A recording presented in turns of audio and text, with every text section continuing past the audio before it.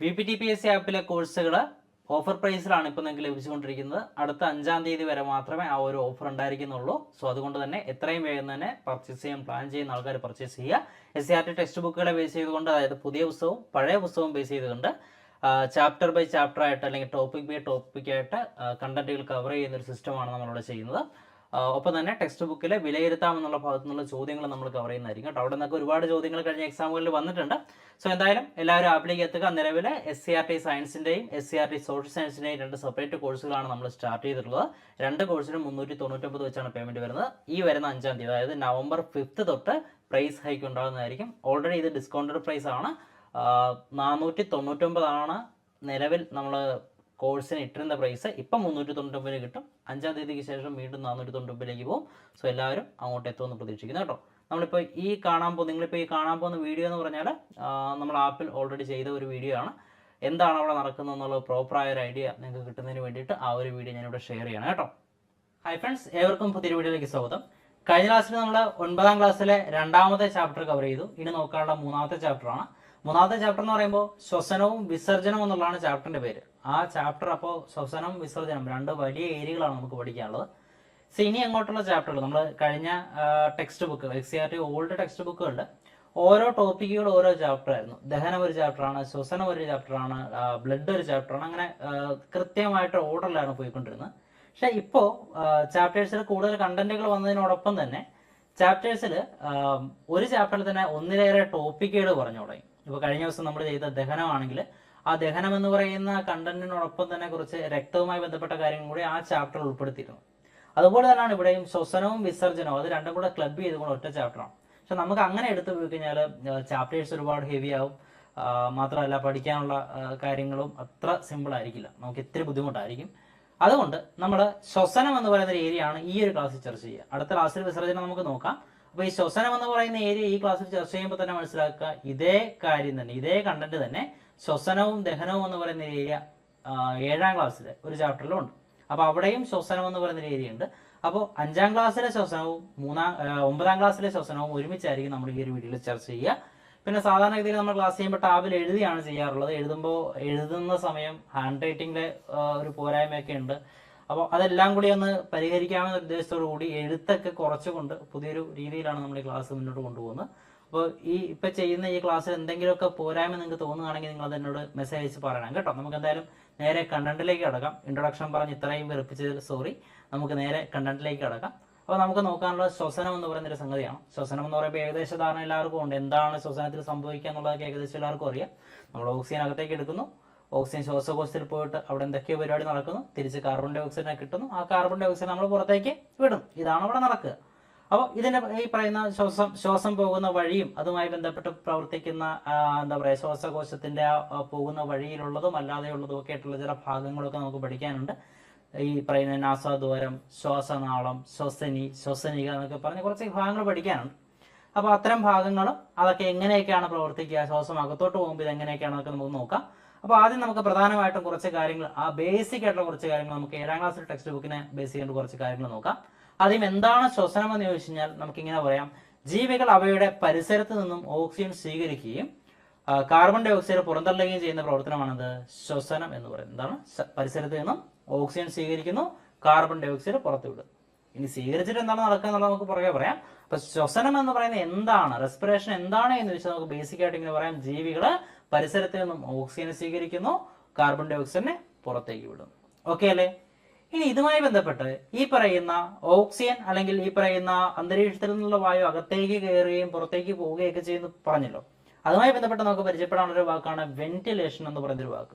നമുക്ക് അന്തരീക്ഷത്തിൽ നിന്ന് ശ്വാസകോശത്തിലേക്കും തിരിച്ചുമുള്ള വായുവിന്റെ സഞ്ചാരത്തെ ആ ഒരു പ്രോസസ്സിനെ വിളിക്കുന്ന പേരാണെന്ത്? വെന്റിലേഷൻ. വായുവിന്റെ സഞ്ചാരം മാത്രം കേട്ടോ, ബാക്കിയുള്ള അകത്തുള്ള കാര്യങ്ങളൊക്കെ വേറെയാണ്. അപ്പൊ വായുവിന്റെ സഞ്ചാരത്തെ നമുക്ക് എന്ത് വിളിക്കാം? ഈ പറയുന്ന വെന്റിലേഷൻ എന്ന് വിളിക്കാം. നമ്മുടെ വീട്ടിലും അങ്ങനെ ആണല്ലോ, ജനലും വാതിലും ഒക്കെ തുറന്നിടുമ്പോൾ ആ വെന്റിലേഷൻ എന്നുള്ള വാക്ക് നമ്മൾ പ്രയോഗിക്കാറുണ്ട്. അതെന്തിനാണ്? വായു കയറി ഇറങ്ങി പോകാനാണല്ലേ. അപ്പൊ അന്തരീക്ഷത്തിൽ നിന്ന് ശ്വാസകോശത്തിലേക്കും തിരിച്ചുമുള്ള വായുവിന്റെ സഞ്ചാരത്തെ നമുക്ക് എന്ത് വിളിക്കാം? വെന്റിലേഷൻ എന്ന് വിളിക്കാം. ഇനി അവിടെ തന്നെ അടുത്തൊരു വാക്ക് പറഞ്ഞിരിക്കുന്നത് എന്താണ്? ഉച്ഛ്വാസവും നിശ്വാസവും. ശ്വസനം നടക്കുമ്പോൾ നമ്മൾ പോലും അറിയാതെ കണ്ട് സംഭവിക്കുന്ന ഒരു പ്രോസസ്സാണ് ഈ ശ്വസനം. അതിൽ തന്നെയുള്ള രണ്ട് പാർട്ടുകളാണ് എന്ത്? ഈ പറയുന്ന ഉച്ഛ്വാസവും നിശ്വാസം അല്ലേ. ഉച്ഛ്വാസം എന്ന് പറയുമ്പോൾ ഇതാണ്, നിശ്വാസം എന്ന് പറയുമ്പോൾ ഇതാണ്. എന്താണ് അതെന്നുള്ളത് എഴുതിയും കൂടെ വെച്ചിട്ടുണ്ട് അവിടെ. വായു ശ്വാസകോശത്തിലേക്ക് എടുക്കുന്ന പ്രക്രിയയാണെന്ത്? ഉച്ഛ്വാസം എന്ന് പറയുന്നത്. വായു അകത്തേക്ക് ഉള്ളിലേക്ക് എടുക്കുന്ന പ്രക്രിയയാണെന്ത്? ഉച്ഛ്വാസം അഥവാ ഇൻഹേലേഷൻ നമുക്ക് പറയാം. അതേസമയത്ത് ശ്വാസകോശത്തിൽ നിന്ന് വായു പുറത്തേക്ക് പോകുന്ന പരിപാടിയാണത് നിശ്വാസം അഥവാ എക്സലേഷൻ എന്ന് നമുക്ക് പറയാം. ആ രണ്ട് വാക്കുകൾ നിങ്ങൾക്ക് അറിയാവുന്നതാണ്, അതും കൂടെ ഒന്ന് മനസ്സിലാക്കി വെക്കുക. ഇനി അവിടെ ഒന്ന് രണ്ട് ആ ഒരു ഇമേജ് നിങ്ങൾക്ക് കാണാം. ഇമേജിൽ കുറച്ച് കാര്യങ്ങളുണ്ട്, അത് നമുക്ക് അടുത്തൊരു സ്ലൈഡിൽ വരുന്നുണ്ട്. ആ സ്ലൈഡ് വരുമ്പോൾ നമുക്ക് ഡീറ്റെയിൽ ആയിട്ട് പഠിക്കാം. ഇനി ശ്വാസകോശം ഇരിക്കുന്ന സ്ഥലം നമുക്ക് എല്ലാവർക്കും അറിയാം. ഏകദേശം എന്താ ഈ ഭാഗത്താണ് നമ്മുടെ ശ്വാസകോശം ഇരിക്കുന്നത്. ആ ഭാഗം എന്ന് പറയുമ്പോൾ നമുക്ക് ബയോളജിയിൽ ഒരു ലൊക്കേഷൻ കൃത്യമായിട്ട് പറയണമെങ്കിൽ നമ്മൾ ഭൂമിയിലെ ഒരു സ്ഥലത്തിന്റെ ലൊക്കേഷൻ പറയാൻ വേണ്ടി അക്ഷാംശ രേഖകളും രേഖാംശ രേഖകളൊക്കെ ഉപയോഗിക്കും എന്ന് പറഞ്ഞ പോലെ ശരീരത്തിൽ എവിടെയാണ് എന്ന് പറയുന്നതിന് വേണ്ടിയിട്ട് നമ്മൾ ഉപയോഗിക്കുന്ന ഒരു പ്രധാന മെത്തേഡാണ് ഏതിന് മുകളിൽ ഏതിന് താഴെ എന്നൊക്കെ പറഞ്ഞിട്ട് പറയാറുള്ളത്. ഫോർ എക്സാമ്പിൾ നമ്മുടെ ശരീരത്തിന് ഈ പറയുന്ന ശ്വാസകോശത്തിനൊക്കെ താഴത്തെ ഭാഗത്ത് ഒരു പേശിയുണ്ട്. ആ പേശിയെ വിളിക്കുന്ന പേരാണ് ഡയഫ്രം എന്ന് പറയും. ഏകദേശം ഈ ഭാഗത്ത് വരും ഒരു പേശി ഇതാ ഇങ്ങനെയുണ്ട്. ആ പേശിക്ക് മുകളിലുള്ള ഭാഗത്തെ, ഈ ഡയഫ്രം എന്ന പേശിക്ക് മുകളിലുള്ള ഭാഗത്തെ നമ്മൾ എന്ത് വിളിക്കും? തൊറാക്സിക് ക്യാവിറ്റി എന്നാണ് വിളിക്കുക. എന്താ വിളിക്കുക? തൊറാക്സിക് ക്യാവിറ്റി അഥവാ ഔരസാശയം എന്ന് വിളിക്കും. അതേ ഡയഫ്രത്തിന്റെ താഴത്തുള്ള ഭാഗത്തെ നമ്മൾ എന്ത് വിളിക്കും? അതിനെ വിളിക്കും ഉദരാശയം അഥവാ അബ്ഡോമിനൽ ക്യാവിറ്റി. ഉദരം വരുന്ന, വയറ് വരുന്ന താഴത്താണല്ലോ, ആ ഭാഗം അബ്ഡോമിനൽ ക്യാവിറ്റി അഥവാ ഉദര ആശയം എന്ന് നമ്മൾ വിളിക്കും. ഉദരാശയം എന്ന് വിളിക്കും അല്ലെ. ഇനി നമുക്കൊന്ന് വായിച്ചു നോക്കാം. മനുഷ്യന്റെ ശ്വാസകോശങ്ങൾ സ്ഥിതി ചെയ്യുന്നത് നെഞ്ചിനകത്തെ നെഞ്ചിനകത്തെ അറയാണ് ഔരസാശയം അഥവാ തൊറാക്സിക് ക്യാവിറ്റി. അതിന് താഴെയുള്ള ഭാഗമാണ് ഉദരാശയം അല്ലെങ്കിൽ അബ്ഡോമിനൽ ക്യാവിറ്റി എന്ന് പറയുന്നത്. ഇവ വേർതിരിക്കുന്ന പേശി നിർമ്മിത ഭിത്തിയാണത് ഡയഫ്രം എന്ന് പറയുന്നത്. ഇവിടെ ഇമേജിൽ നിങ്ങൾക്ക് കാണാം. മുകളിൽ വരുന്ന തൊറാക്സിക് ക്യാവിറ്റി, താഴെ വരുന്ന അബ്ഡോമിനൽ ക്യാവിറ്റി, നടുക്ക് വരുന്ന ഈ റെഡ് കളറിൽ കാണുന്നതാണത് ഡയഫ്രം എന്ന് പറയുന്ന പേശി. ഓക്കെ, ഈ ഡയഫ്രം എന്ന് പറയുന്നത് ഇത് അല്പം മേലോട്ട് വളഞ്ഞടിക്കുന്നു. ഇങ്ങനെ ഒരു മേളിലേക്ക് ഒരു വളവുള്ളൊരു ഷേപ്പാണ് ആർക്കുള്ളത്? ഡയഫ്രത്തിനുള്ളത് കേട്ടോ. ശ്വാസകോശങ്ങളുടെ സങ്കോച വികാസങ്ങളെ നിയന്ത്രിക്കുന്നതിൽ ഡയഫ്രത്തിനും വാരിയെല്ലുകളോട് ചേർന്ന പേശികൾക്കും പങ്കുണ്ടെന്ന് പറഞ്ഞിട്ടുണ്ട്. ഈ ശ്വാസകോശം വികസിക്കുകയും ചുരുങ്ങുകയൊക്കെ ചെയ്യുമ്പോഴാണ് നമ്മുടെ എയർ അകത്തേക്കും പുറത്തേക്കൊക്കെ പോകുന്നത്. അപ്പൊ ഇങ്ങനെ ശ്വാസകോശത്തിന് വലുതാകാനും ചെറുതാകാനും ഒക്കെയുള്ള ആ ഒരു പ്രോസസ്സിനെ ഹെൽപ്പ് ചെയ്യുന്ന ആൾക്കാരാണ് ആരൊക്കെ? ഈ പറയുന്ന ഡയഫ്രം എന്ന് പറയുന്ന പേശിയും അതുപോലെ തന്നെ വാരിയെല്ലുകളുടെ ഇടയിൽ ചില പേശികളുണ്ട്. വാരിയെല്ലുകളുടെ ഇടയിലുള്ള പേശികൾ തൊട്ട് മുമ്പത്തെ ഇമേജിൽ നമ്മൾ കണ്ടതാണ്. ഈ കാണുന്ന ഈ വാരിയെല്ലുകളുടെ ഇടയിൽ ഇവിടെ ഈ റെഡ് കളറിൽ കാണുന്നില്ലേ, അതും വേറെ ചില പേശികളാണ്. ആ പേശികൾ നമ്മൾ വിളിക്കുന്നവരാണത് ഇന്റർകോസ്റ്റൽ പേശികൾ എന്ന് വിളിക്കും. ഓക്കെ, ഇപ്പോൾ വാരിയെല്ലുകൾക്കിടയിലുള്ള പേശികളാണ് ഇന്റർകോസ്റ്റൽ പേശികൾ. നമ്മുടെ ശ്വാസകോശത്തിന് താഴത്ത് കാണപ്പെടുന്ന മറ്റൊരു പേശിയാണത് ഡയഫ്രം എന്ന് പറയുന്നത്. ഡയഫ്രത്തിന് മുകളിലുള്ളത് തൊറാക്സിക് ക്യാവിറ്റി അഥവാ നമ്മുടെ ഔരസാശയം എന്ന് പറയും. ഡയഫ്രത്തിന് താഴെയുള്ള ഭാഗത്തെ നമ്മൾ അബ്ഡോമിനൽ ക്യാവിറ്റി അഥവാ ഉദരാശയം എന്നാണ് നമ്മൾ പറയുക. ഓക്കെ അല്ലേ. ഇനി നമ്മൾ നോക്കാൻ പോകുന്നത് ഈ പറയുന്ന ഉച്ഛ്വാസവും നിശ്വാസവും നടക്കുമ്പോഴുള്ള എയറിന്റെ ഫ്ലോയും ഒക്കെ ആയിട്ട് ബന്ധപ്പെട്ട് ഈ പറയുന്ന പേശികൾക്കൊക്കെ എന്താണ് സംഭവിക്കുക, അല്ലെങ്കിൽ ഡയഫ്രത്തിനൊക്കെ എന്താണ് സംഭവിക്കുക എന്നാണ് നോക്കാൻ പോകുന്നത്. ആദ്യം ഉച്ഛ്വാസ സമയത്ത് ഡയഫ്രം ചുരുങ്ങുകയും വളവ് അല്പം നിവരുകയും ചെയ്യുന്നു. അതിനാൽ ഔരസാശയത്തിന്റെ വ്യാപ്തി വർദ്ധിക്കുന്നു. തൽഫലമായി അന്തരീക്ഷമായി ശ്വാസകോശത്തിലേക്ക് പ്രവേശിക്കുന്നു. ശ്വാസകോശം വികസിക്കുകയും ചെയ്യുന്നു. ചെയ്ത് നോക്കാൻ നമ്മൾ ഡയഫ്രം എന്ന് പറയുന്നത് ഏതാണ്ട് ഇങ്ങനെയാണ് ഇരിക്കുന്നത് അല്ലെ. താഴത്തേക്ക് നിങ്ങൾക്ക് കാണാൻ പറ്റില്ല, അതുകൊണ്ടാണ് ഞാൻ മേളിലേക്ക് വെച്ചിരിക്കുന്നത്. അപ്പോൾ ശ്വാസകോശത്തിന് താഴത്ത് ഇതിങ്ങനെ വളഞ്ഞാണ് ഇരിക്കുന്നത്. ശ്വാസം അകത്തേക്ക് പോകണമെങ്കിൽ ഇവിടെ സ്പേസ് വേണം, മുകളിൽ സ്പേസ് വേണം അല്ലെ. മുകളിൽ സ്പേസ് കിട്ടാൻ വേണ്ടി ഡയഫ്രം എന്ത് ചെയ്യും? ഒന്ന് താന്നു കൊടുക്കും. അതായത് ഒന്ന് വലിഞ്ഞ് ഒന്ന് താന്നു കൊടുക്കും. കണ്ടല്ലേ, ഡയഫ്രം ചുരുങ്ങുകയും ഒന്ന് ചുരുങ്ങി വളവൽപ്പം നിവരുകയും ചെയ്യും. കണ്ടല്ലേ, സാധാരണഗതിയിൽ ഡയഫ്രം ഇങ്ങനെ വളഞ്ഞിരിക്കുന്ന ഡയഫ്രം ശ്വാസം അകത്തേക്ക് പോകേണ്ട സമയമായപ്പോൾ എന്ത് ചെയ്തു? ഒന്ന് നിവർന്നു, ഒന്ന് നേരെ അല്ലെ, ഒന്ന് ചുരുങ്ങി അല്പം വളവൊന്ന് നിവരുകയും ചെയ്യുന്നു. അതിനാൽ ഔരസാശയത്തിന്റെ വ്യാപ്തി വർദ്ധിക്കുന്നു. അപ്പൊ ഈ ഡയഫ്രം താഴത്തേക്ക് പോയപ്പോൾ ഇവിടെ എന്ത് പറ്റി? സ്പേസ് കൂടി അല്ലെ. ഇവിടെ സ്പേസ് കൂടി, വ്യാപ്തി കൂടി. വ്യാപ്തി കൂടുമ്പോൾ ശരിക്കും പറഞ്ഞാൽ കൃത്യമായ പ്രോസസ്സ് പറയണമെങ്കിൽ വ്യാപ്തം കൂടുമ്പോൾ എന്താ പറ്റുന്നത്? വ്യാപ്തം കൂടുമ്പോൾ അവിടെ മർദ്ദം കുറയും. നമ്മൾ ബോഡീസിലൊക്കെ പഠിച്ചിട്ടുണ്ടല്ലേ, വ്യാപ്തം കൂടുമ്പോൾ എന്ത് കുറയും? മർദ്ദം കുറയും. മർദ്ദം കുറയുമ്പോൾ, അകത്ത് മർദ്ദം കുറയുമ്പോൾ പുറത്തുനിന്നുള്ള പോയ അകത്തേക്ക് തള്ളിക്കയറും. അതാണ് അകത്തേക്ക് പോകുന്ന എയറിന്റെ കാരണം, അല്ലെങ്കിൽ ഉച്ഛ്വാസം എന്ന് പറയുന്ന പ്രോസസ്സ് നടക്കുന്നതിന് കാരണം. ഓക്കെ, അപ്പൊ അങ്ങനെ ഔരസാശയത്തിന്റെ വ്യാപ്തി, ഈ പറയുന്ന ടോപ്പിലുള്ള പോർഷനാണ് ഔരസാശയം, അതിന്റെ വ്യാപ്തി കൂടുന്നു. തൽഫലമായി അന്തരീക്ഷവായു ശ്വാസകോശത്തിലേക്ക് പ്രവേശിക്കുന്നു. ശ്വാസകോശം വികസിക്കുകയും ചെയ്യുന്നു. ഓക്കെ, അങ്ങനെയാണ് ശ്വാസകോശം വികസിക്കുന്നത്. ഇനി ശ്വാസം അകത്തേക്ക് ചെന്നു, ഇനി അത് പുറത്തേക്ക് പോകണമെങ്കിൽ എന്താ ചെയ്യുന്നത്? പുറത്തേക്ക് പോകണമെങ്കിൽ ഇതേ ഡയഫ്രം ഒന്ന് മേളിലേക്ക് ഒന്ന് പുഷ് ചെയ്ത് കൊടുക്കും. അപ്പൊ എന്ത് പറ്റും? ഇവിടെയുള്ള സ്പേസ് കുറയും. ഇവിടെ ഈ പറയുന്ന ശ്വാസകോശം ഒന്ന് ചുരുങ്ങും. അങ്ങനെ ചുരുങ്ങുമ്പോൾ ഇവിടെ മർദ്ദം കൂടും. മർദ്ദം കൂടുമ്പോൾ ആ വായു എല്ലാം കൂടി പുറത്തേക്ക് പുഷ് ചെയ്യപ്പെടും. ഓക്കെ, കണ്ടില്ലേ, നിശ്വാസ സമയത്ത് ഡയഫ്രം പൂർവ്വസ്ഥിതിയിലാകുന്നു, ശ്വാസകോശവും പൂർവ്വസ്ഥിതിയിലാകുന്നു, ശ്വാസകോശത്തിൽ നിന്ന് വായു പുറത്തേക്ക് പോകുന്നു. ബേസിക് ആയിട്ട് നമ്മൾ എക്സ്പ്ലെയിൻ ചെയ്ത് കഴിഞ്ഞു. ഇത് 7ാം ക്ലാസ്സിലെ പുസ്തകത്തെ വെച്ചാണ് നമ്മളിപ്പോൾ കാര്യം പറഞ്ഞത്. ഇനി നമുക്ക് നമ്മുടെ 9ാം ക്ലാസ്സിലെ ടെക്സ്റ്റ് ബുക്കിൽ ഇത് എന്താ പറഞ്ഞിരിക്കണം നോക്കാം. 9ാം ക്ലാസ്സിലെ പുസ്തകത്തിലും ഉച്ഛ്വാസവും നിശ്വാസവും കൃത്യമായിട്ട് കൊടുത്തിട്ടുണ്ട്. അവിടെ ഇന്റർകോസ്റ്റൽ പേശിക്ക് എന്താണ് പറ്റുക, വാരിയലിന് എന്താണ് പറ്റുക, ഡയഫ്രത്തിന് എന്താണ് പറ്റുക എന്ന് കൃത്യമായിട്ട് പറഞ്ഞിട്ടുണ്ട്. ഉച്ഛ്വാസത്തിന്റെ കാര്യം മാത്രം നമുക്ക് ആദ്യം പറയാം. ഉച്ഛ്വാസത്തിന്റെ സമയത്ത് ഡയഫ്രം സങ്കോചിക്കുന്നുണ്ട് എന്നുള്ള കാര്യം നമ്മൾ ഓൾറെഡി പറഞ്ഞു. അങ്ങനെ ഡയഫ്രം സങ്കോചിക്കുമ്പോൾ ഈ പറയുന്ന ഉച്ഛ്വാസം എന്ന് പറഞ്ഞാൽ അകത്തേക്ക് വായു എത്തേണ്ട ഉച്ഛ്വാസം എന്ന് പറയുന്ന പ്രോസസ് നടക്കുമ്പോൾ വാരിയല് ഒന്ന് മുകളിലേക്ക് ഒന്ന് പൊങ്ങുകയും കൂടെ ചെയ്യുന്നുണ്ട്. ബേസിക്കലി അകത്ത് സ്പേസ് കൂടുക എന്നുള്ളതാണ് അല്ലെ. അകത്ത് സ്പേസ് കൂടണമെന്നുണ്ടെങ്കിൽ ഇതെങ്ങനെയാണ് ഇതിൽ രണ്ടും ഇരിക്കുന്നത്. വാരിയല് ഫ്രണ്ടിൽ ഇങ്ങനെ ഇരിക്കുന്നുണ്ട്, ഇവിടെയും ഇവിടെയായിട്ട് വാരിയലുകൾ ഇരിപ്പുണ്ട്, ഡയഫ്രം താഴത്തുണ്ട്. സോ ഡയഫ്രം താഴത്തേക്ക് പോകുന്നു, വാരിയലുകൾ ഫ്രണ്ടിലേക്ക് വരുന്നു, അപ്പൊ അകത്ത് സ്പേസ് കൂടി. വളരെ സിമ്പിൾ, അത്രേ ഉള്ളൂ കേട്ടോ. അപ്പൊ അതിന് വേണ്ടിയിട്ട് അങ്ങനെ അവിടെ സ്പേസ് കൂടാൻ വേണ്ടിയിട്ട് ഇന്റർകോസ്റ്റൽ പേശികളും ഡയഫ്രവും എന്ത് ചെയ്യും, സങ്കോചിക്കും. അവിടെയുള്ള 2 സെറ്റ് പേശികളാണുള്ളത്. ഒന്ന് വാരിയലുകൾക്കിടയിലുള്ള ഇന്റർകോസ്റ്റൽ പേശി, മറ്റൊന്ന് ഡയഫ്രം. ഈ 2 പേശികളും സങ്കോചിക്കുന്നു. 2 പേശികളും സങ്കോചിക്കുമ്പോൾ വാരിയലും മുകളിലേക്ക് പൊങ്ങുന്നു, അപ്പൊ അകത്ത് സ്പേസ് ക്രിയേറ്റ് ചെയ്യപ്പെടും. ക്ലിയർ അല്ലേ? നിശ്വാസത്തിന്റെ സമയത്ത് ഇതിന്റെ നേരെ ഓപ്പോസിറ്റ് എന്താ പറ്റുക, ഇന്റർകോസ്റ്റൽ പേശികൾ പഴയ പൂർവ്വസ്ഥിതിയിലാകുന്നു, വാരിയൽ താഴുന്നു, ഡയഫ്രവും പൂർവ്വസ്ഥിതിയിലാകുന്നു. അതായത് ഡയഫ്രം മുകളിലേക്ക് വരുന്നു, ഇന്റർകോസ്റ്റൽ പേശികൾ പൂർവ്വസ്ഥിതിയിലാകുന്നു, അപ്പോൾ വാരിയലുകൾ താഴത്തേക്ക് വരുന്നു. അങ്ങനെ ഇവിടെ അകത്ത് സ്പേസ് കുറഞ്ഞു, മർദ്ദം കൂടി, എയർ പുറത്തേക്ക് വരുന്നു. ക്ലിയർ? ഓക്കെ അല്ലേ? അങ്ങനെയാണെങ്കിൽ ഇനി നമുക്ക് ഇത് വെച്ചൊരു ടേബിളും കൂടെ ടെക്സ്റ്റ് ബുക്കിൽ കൊടുത്തിട്ടുണ്ട്. ജസ്റ്റ് ഒന്ന് ഫില്ല് ചെയ്തങ്ങ് പോയേക്കാം. ആദ്യം ഇന്റർകോസ്റ്റൽ പേശികളുടെ പ്രവർത്തനം. ഉച്ഛ്വാസത്തിന്റെ കാര്യം മാത്രം ഞാനിവിടെ പറയാം. നിശ്വാസത്തിന്റെ കാര്യം നിങ്ങൾ എനിക്ക് മെസ്സേജ് ആയിട്ട് ടൈപ്പ് ചെയ്ത് ഇങ്ങോട്ട് അയക്കണം കേട്ടോ. ഇന്റർകോസ്റ്റൽ പേശികളുടെ പ്രവർത്തനം എന്താണ്? ഉച്ഛ്വാസ സമയത്ത് ഇന്റർകോസ്റ്റൽ പേശികൾ എന്താ ചെയ്യുന്നത്? സങ്കോചിക്കുന്നുണ്ടല്ലേ. വാരിയലുകൾ എന്താ ചെയ്യുന്നത്? ഉച്ഛ്വാസമാണ്. ഉച്ഛ്വാസം എന്ന് പറയുമ്പോൾ അവിടെ നോക്കി നിങ്ങൾ പറയരുത്, നിങ്ങളുടെ മനസ്സിലേക്ക് കൊണ്ടുവരിക. ഉച്ഛ്വാസമാണ്. ഉച്ഛ്വാസമാകുമ്പോൾ ഇവിടെ സ്പേസ് കൂടണം. സ്പേസ് കൂടണമെങ്കിൽ വാരിയലുകൾ ഉയരണം അല്ലെ, പൊങ്ങണം. ഡയഫ്രം എന്താ ചെയ്യേണ്ടത്? ഡയഫ്രം എന്ത് ചെയ്യും? ഡയഫ്രം സങ്കോചിക്കണം. ഡയഫ്രം താഴത്തേക്ക് പോകണം അല്ലെ. ഔരസാസ്യത്തിന്റെ വ്യാപ്തം അങ്ങനെ കൂടുന്നുണ്ട്. അടുത്ത ശ്വാസകോശത്തിലെ വായു മർദ്ദം. ഈ പറയുന്ന ഇവിടെ സ്പേസ് ക്രിയേറ്റ് ചെയ്യപ്പെടുമ്പോൾ വായുവിന്റെ മർദ്ദം എന്ത് ചെയ്യും? മർദ്ദം അവിടെ കുറയുകയാണ് ചെയ്യുന്നത്. അങ്ങനെ മർദ്ദം കുറയുമ്പോൾ വായു എന്ത് ചെയ്യും? വായു അകത്തേക്ക് പോകും. ക്ലിയർ അല്ലേ?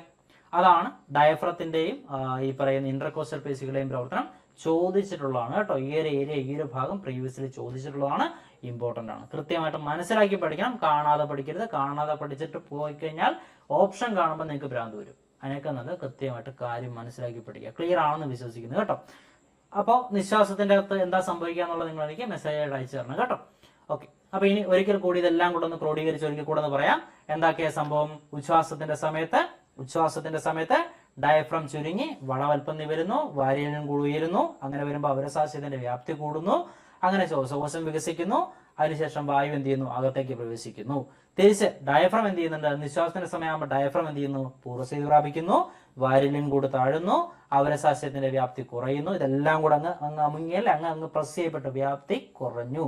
അപ്പൊ ശ്വാസകോശം ചുരുങ്ങുന്നു. ശ്വാസകോശം ചുരുങ്ങുമ്പോൾ ശ്വാസകോശത്തിൽ നിന്ന് വായു പുറത്തേക്ക് പോകുന്നു. ക്ലിയർ അല്ലേ? ഓക്കെ ആണെന്ന് പ്രതീക്ഷിക്കുന്നു.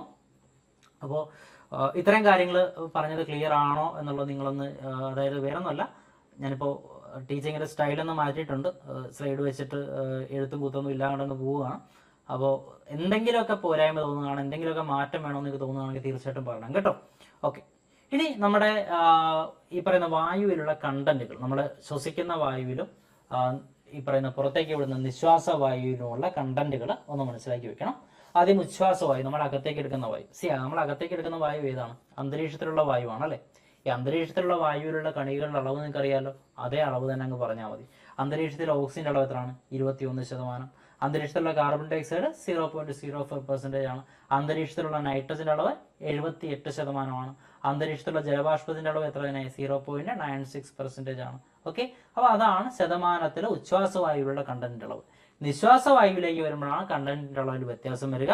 ഓക്സിജൻ 21% അകത്തേക്ക് പോയതെങ്കിൽ ഇപ്പൊ എത്രയായിട്ട് മാറി? 15% മാറി. കാർബൺ ഡൈ ഓക്സൈഡിന്റെ അളവ് 0.04 ആയിരുന്നത് 4% കൂടിയിട്ടുണ്ട്. അടുത്തത് നൈട്രജൻ 78, അങ്ങോട്ട് പോയത് 78% ഇങ്ങോട്ട് വരുന്നുണ്ട്. ജലബാഷ്പം 3% റിട്ടേൺ വരുന്നത്. ഓക്കെ അല്ലേ? അപ്പൊ ഇതിൽ കൃത്യമായിട്ട് നോട്ട് ചെയ്ത് പഠിക്കേണ്ട ഒരു 3 പോയിന്റുകളുണ്ട്. ഓക്സിജന്റെയും കാർബൺ ഡൈ ഓക്സൈഡിന്റെയും നൈട്രജന്റെയും വാല്യൂ കൃത്യമായിട്ട് നിങ്ങളൊന്ന് മനസ്സിലാക്കി ഒന്ന് പഠിച്ചു വെച്ചേക്കണം കേട്ടോ.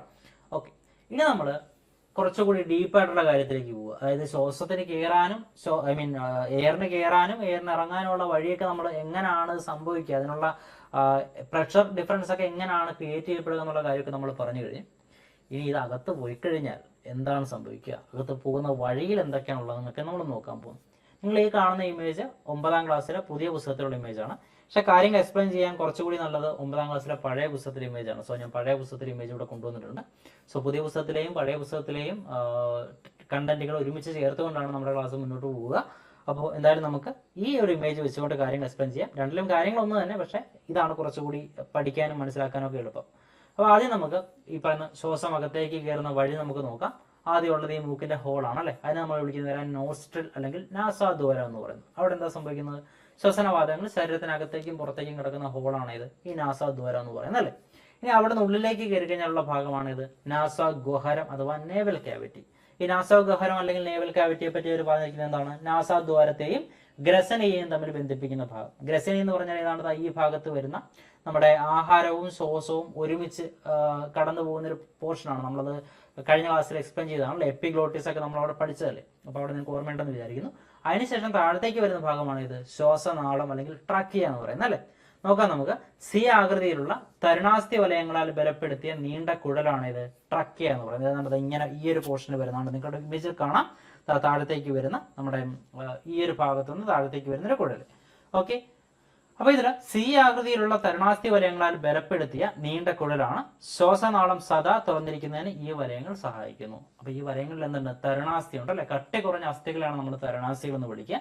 അപ്പൊ ആ തരുണാസ്ഥികൾ ഉള്ളതുകൊണ്ട് തന്നെ ഇത് ശ്വാസനാളം ചുമ്മാ അങ്ങ് അടഞ്ഞു പോകാതിരിക്കും. അതായത് നമ്മൾ കിടന്നുറങ്ങുന്ന സമയത്തൊക്കെ ഈ ശ്വാസനാളം അങ്ങ് അടഞ്ഞു പോയാൽ എന്താ പറ്റുക, ശ്വാസം അകത്തോട്ട് കയറത്തില്ല അല്ലെ. അങ്ങനെ അടഞ്ഞു പോകാതിരിക്കണമെങ്കിൽ എപ്പോഴും ഓപ്പൺ ആയിരിക്കണമെങ്കിൽ ഈ ട്രക്കിയയ്ക്ക് എന്ത് വേണം, അത്യാവശ്യം കട്ടിയുള്ള ഒരു മെറ്റീരിയൽ കൊണ്ടുണ്ടായിരിക്കണം. അസ്ഥിയേക്കാൾ കട്ടി കുറവുള്ള എന്നാൽ സ്കിന്നിനേക്കാൾ കട്ടി കൂടുതലുള്ള ഒരു മെറ്റീരിയലാണ് ഇത് തരുണാസ്ഥി എന്ന് പറയുന്നത്, കാർട്ടിലേജ് എന്ന് പറയുന്നത്. അപ്പൊ ആ കാർട്ടിലേജ് കൊണ്ടാണ് എന്തുണ്ടാക്കിയിരിക്കുന്നത്, ശ്വാസനാളം ഉണ്ടാക്കിയിരിക്കുന്നത്.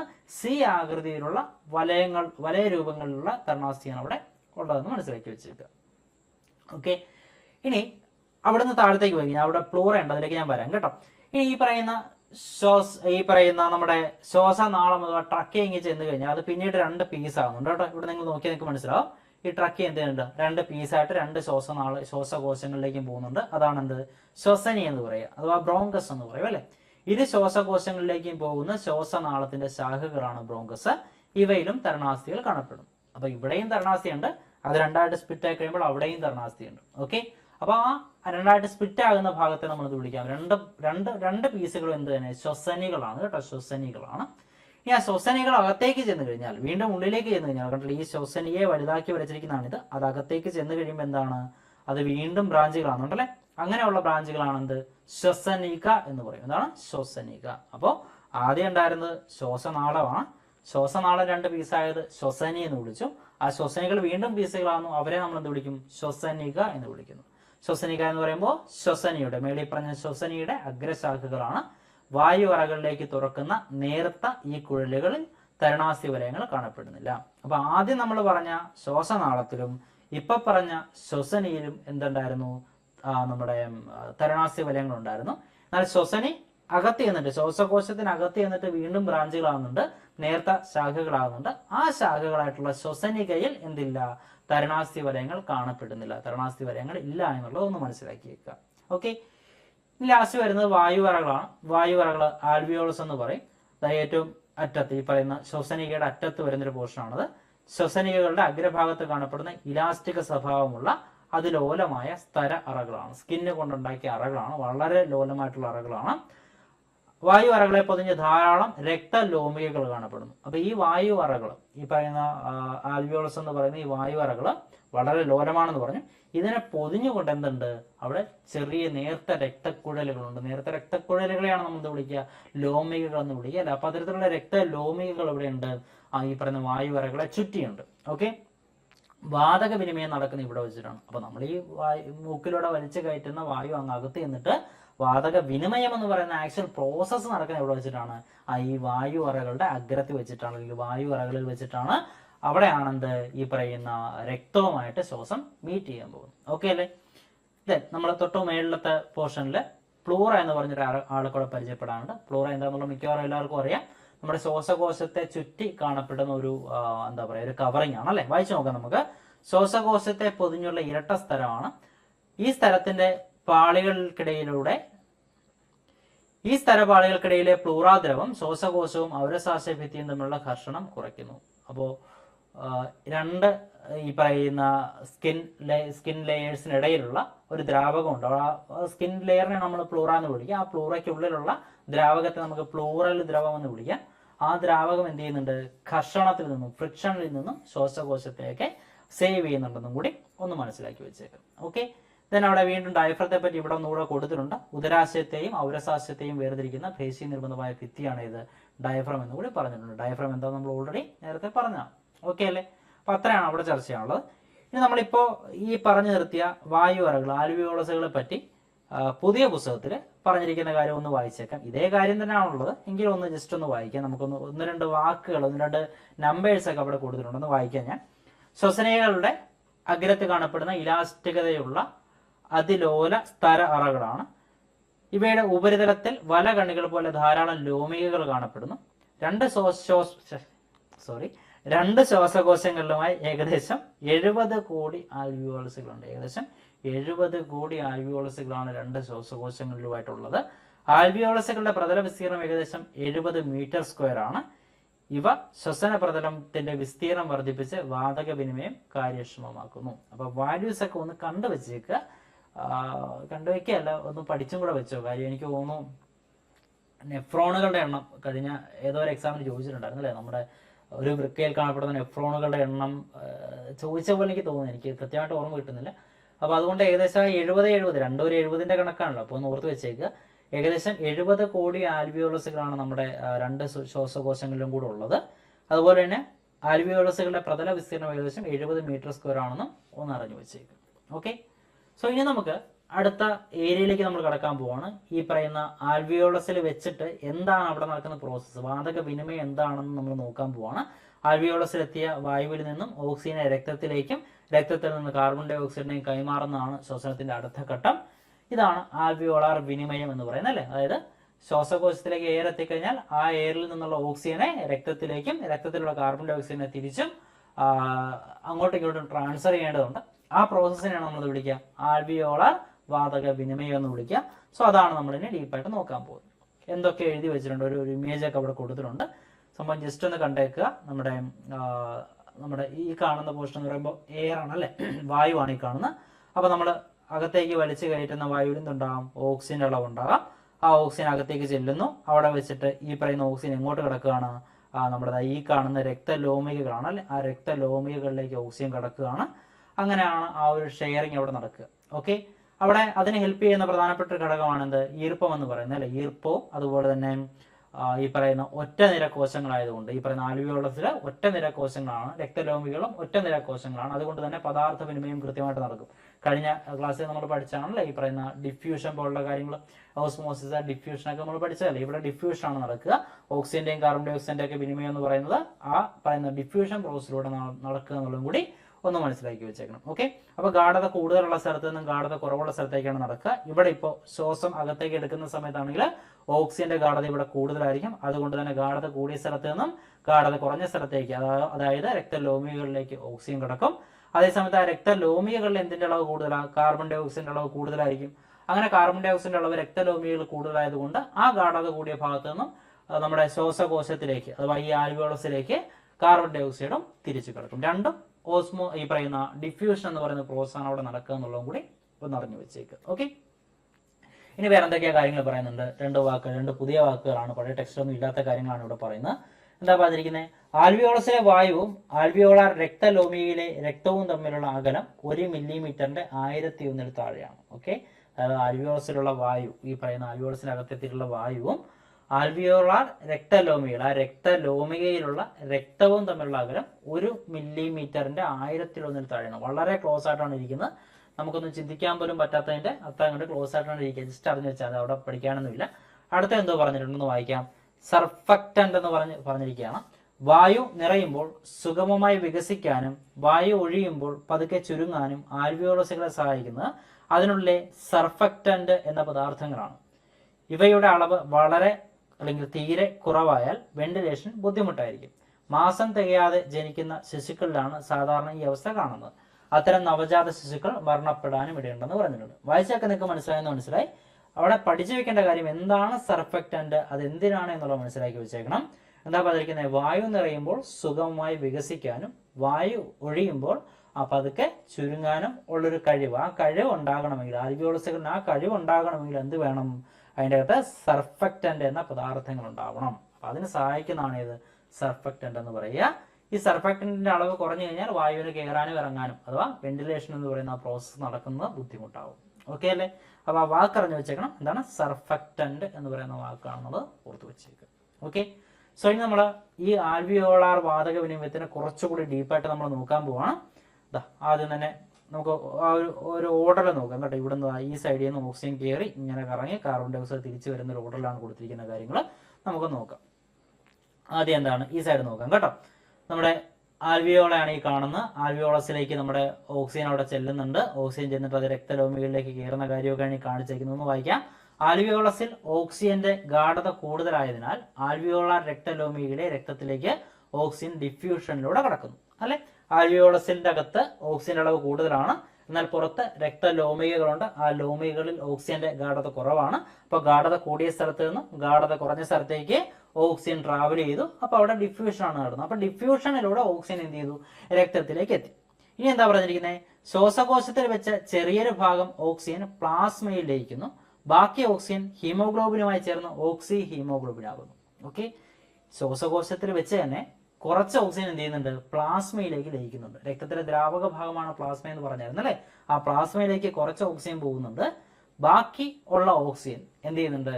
രക്തത്തിലെ RBC കോശങ്ങളിൽ കാണപ്പെടുന്ന ഒരു പിഗ്മെന്റ് ഉണ്ട്, ഹീമോഗ്ലോബിൻ. ആ ഹീമോഗ്ലോബിനുമായിട്ട് കൂടിച്ചേരുകയാണ്. അങ്ങനെ ഹീമോഗ്ലോബിനുമായിട്ട് ചേരുമ്പോൾ എന്താ ഉണ്ടാകുന്നത്? ഓക്സി ഹീമോഗ്ലോബിൻ ഉണ്ടാകുന്നുണ്ട്. ആ വാക്ക് ഇമ്പോർട്ടന്റ് ആണ്. ഓക്സിജനുമായിട്ട് ഹീമോഗ്ലോബിൻ ഓക്സിജനുമായിട്ട് ചേർന്നാൽ ഉണ്ടാകുന്ന സംയുക്തമാണ് ഇത് ഓക്സി ഹീമോഗ്ലോബിൻ. ഇമ്പോർട്ടന്റ് ആണ് ഓക്സി ഹീമോഗ്ലോബിൻ. ഇനി ഒരാളും കൂടെ വരുന്നുണ്ട് കേട്ടോ. ഒരു 3 പേരെ നമുക്ക് അവിടെ പഠിക്കാനുണ്ട്. അപ്പോൾ ഓക്സിജനുമായിട്ട് ചേർന്നാൽ എന്തുണ്ടാവും? ഓക്സി ഹീമോഗ്ലോബിൻ ഉണ്ടാവും. ഇനി എന്താ സംഭവിക്കുന്നത്? അതിനുശേഷം വീണ്ടും രക്തത്തിലൂടെ ഈ പറയുന്ന ഓക്സി ഹീമോഗ്ലോബിനായിട്ട് ഇങ്ങനെ പോവുകയാണ്. എന്നിട്ട് കോശത്തിന് അടുത്ത് വെച്ചിട്ട് ഓക്സി ഹീമോഗ്ലോബിൻ വിഘടിച്ച് ഓക്സിജൻ സ്വതന്ത്രമാണ്. കണ്ടില്ലേ? ഹീമോഗ്ലോബിനും ഓക്സിജനും ചേർന്ന് ഓക്സി ഹീമോഗ്ലോബിനായിട്ട് ഇങ്ങനെ പോവുകയാണ്. എന്നിട്ട് കോശത്തിനടുത്ത് എത്തുമ്പോൾ എന്താ ചെയ്യുന്നത്? ഈ പറയുന്ന ഓക്സി ഹീമോഗ്ലോബിൻ വിഘടിച്ചിട്ട് ഹീമോഗ്ലോബിൻ വേറെ ഓക്സിജൻ വേറെ ആകും. എന്നിട്ട് എന്താ ചെയ്യുന്നത്?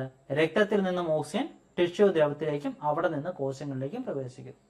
അങ്ങനെ ഓക്സിജൻ ഈ പറയുന്ന ഹീമോഗ്ലോബിനിൽ നിന്ന് മാറിയതിനു ശേഷം അവിടെ നിന്ന് രക്തത്തിൽ നിന്ന് ടിഷ്യൂ ദ്രവത്തിലേക്ക് പോകും. കഴിഞ്ഞ ക്ലാസ്സിൽ നമ്മൾ പറഞ്ഞാണ് ടിഷ്യൂ ദ്രവത്തിലേക്കാണ് ആദ്യം കിടക്കുക, എന്നിട്ടാണ് അവർ കോശങ്ങളിലേക്ക് പോവുക. ഓക്കെ അല്ലേ? അങ്ങനെ കോശങ്ങൾക്ക് എന്ത് കിട്ടി? ഓക്സിജൻ കിട്ടി.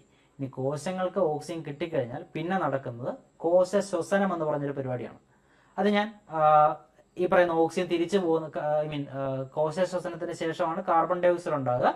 ആ കാർബൺ ഡൈ ഓക്സൈഡിനെ തിരിച്ച് പറഞ്ഞു വിട്ടിട്ട് ഞാൻ കോശ ശ്വസനത്തിലേക്ക് വരാം കേട്ടോ. അപ്പൊ ഇവിടെ നിങ്ങൾക്ക് പറഞ്ഞ കാര്യങ്ങളെല്ലാം മനസ്സിലായെന്ന് വിചാരിക്കുന്നു. ആൽവിയോളസിൽ തുടങ്ങി കോശങ്ങളിലേക്ക് എത്തുകയാണ്. ഇനി നോക്കേണ്ട കോശ ശ്വസനമാണ്. കോശ ശ്വസനം നടന്നു കഴിയുമ്പോൾ ഈ ഓക്സിജൻ ഉപയോഗിച്ചുകൊണ്ട് കോശങ്ങൾ കുറച്ച് പരിപാടിയൊക്കെ നടത്തി അവിടെ കാർബൺ ഡൈ ഓക്സൈഡിനെ വേസ്റ്റ് ആയിട്ട് കിട്ടും. ആ കാർബൺ ഡൈ ഓക്സൈഡ് എന്താണ് പറ്റുക എന്നുള്ളതാണ് നമ്മൾ ഇനി നോക്കാൻ പോകുന്നത്. അപ്പൊ ഇത്രയും കാര്യങ്ങൾ ക്ലിയർ ആണെന്ന് വിചാരിക്കുന്നു. ഇനി നമുക്ക് ഈ കാർബൺ ഡൈ ഓക്സൈഡ് എന്താ പറ്റുക നോക്കാം. അപ്പൊ എന്തായാലും കോശത്തിൽ നിന്ന് കാർബൺ ഡൈ ഓക്സൈഡ് ടിഷ്യൂ ദ്രവത്തിലേക്കാണ് ആദ്യം വരിക. ടിഷ്യൂ ദ്രവമൊക്കെ നിങ്ങളുടെ മനസ്സിലുണ്ടല്ലോ അല്ലെ? കൃത്യമായിട്ട് മനസ്സിലായെന്ന് വിചാരിക്കുന്നു. ആക്ച്വലി ആ ക്ലാസ്സിൽ എന്തെങ്കിലും പോരായ്മ ഉണ്ടെന്ന് എനിക്ക് തോന്നിയത് കൊണ്ടാണ് ഞാനിപ്പോൾ ഈ ഒരു വീഡിയോ ഇങ്ങനെ ചെയ്യുന്നത് കേട്ടോ. അധികം എൻ്റെ ഇടപെടലുകൾ, എൻ്റെ വരയും കുറിയൊക്കെ കുറച്ചുകൊണ്ട് ഇങ്ങനൊന്ന് ചെയ്യുന്നത്. ഇത് എത്രത്തോളം സക്സസ്ഫുൾ ആകുമെന്നുള്ളത് എനിക്കറിയില്ല. അതുകൊണ്ടാണ് നിങ്ങൾ എനിക്ക് കൃത്യമായിട്ടും ഫീഡ്ബാക്ക് തരണമെന്ന് പറഞ്ഞത് കേട്ടോ. അതുകൊണ്ട് തന്നെയാണ് 2-3 ദിവസം ഗ്യാപ്പ് എടുത്തത് കേട്ടോ. എനിക്ക് ക്ലാസ് ഞാൻ എടുത്തിരുന്നു, പക്ഷെ എനിക്കത്ര ഒരു എന്താ പറയുക സാറ്റിസ്ഫാക്ഷൻ വരുന്നുണ്ടായിരുന്നില്ല. ഇതൊക്കെ ഞാൻ ഇതിൻ്റെ പുറത്ത് വരയ്ക്കാനും കുറിക്കാനും ഒക്കെ ഇത്തിരി ബുദ്ധിമുട്ടാണ്. സോ എനിവേ, അപ്പോൾ കോശത്തിൽ നിന്ന് ഓക്സിജൻ വരികയാണ്. ആ ഓക്സിജൻ എന്ത് ചെയ്യുന്നു? ടിഷ്യൂ ദ്രവത്തിലേക്ക് ചെല്ലുന്നു. ടിഷ്യൂ ദ്രവത്തിൽ നിന്ന് എങ്ങോട്ട് വരുന്നു? രക്തത്തിലേക്ക് വരുന്നു. രക്തത്തിലേക്ക് വന്നു കഴിഞ്ഞാൽ രക്തത്തിൽ ആരുണ്ടാവും? രക്തത്തിൽ ഈ പറയുന്ന കാർബൺ ഡൈ ഓക്സൈഡ് ഒക്കെ ഉണ്ടാവും. അതുപോലെ തന്നെ പ്ലാസ്മ ഉണ്ടാവും. സോ 7% കാർബൺ ഡൈ ഓക്സൈഡ് പ്ലാസ്മയിൽ ലയിക്കുന്നു. 23% ഹീമോഗ്ലോബിനുമായി ചേർന്ന് കാർബാമിനോ ഹീമോഗ്ലോബിൻ ആകുന്നു. 70% RBCയിലെ ജലവുമായി സംയോജിച്ച് ബൈകാർബണേറ്റുകളാകും. ഇതൊന്നും പഴയ ടെക്സ്റ്റ് ഇല്ലാത്ത കണ്ടന്റ് ആണ് കേട്ടോ. സോ ഇമ്പോർട്ടന്റ് ആണ്. 7%, അതായത് കാർബൺ ഡൈ ഓക്സൈഡ് രക്തത്തിലേക്ക് എത്തിയ കാർബൺ ഡൈ ഓക്സൈഡിന്റെ 7% പ്ലാസ്മയിലേക്ക് ലയിക്കുന്നു. ഓക്കെ, 23% എന്താ ചെയ്യുന്നത്? ഹീമോഗ്ലോബിനുമായിട്ട് ചേർന്നിട്ട് കാർബാമിനോ ഹീമോഗ്ലോബിൻ ഉണ്ടാവും. അവിടെ നമ്മൾ അടുത്ത ആളെ പഠിക്കാനുള്ള ആരാണ്?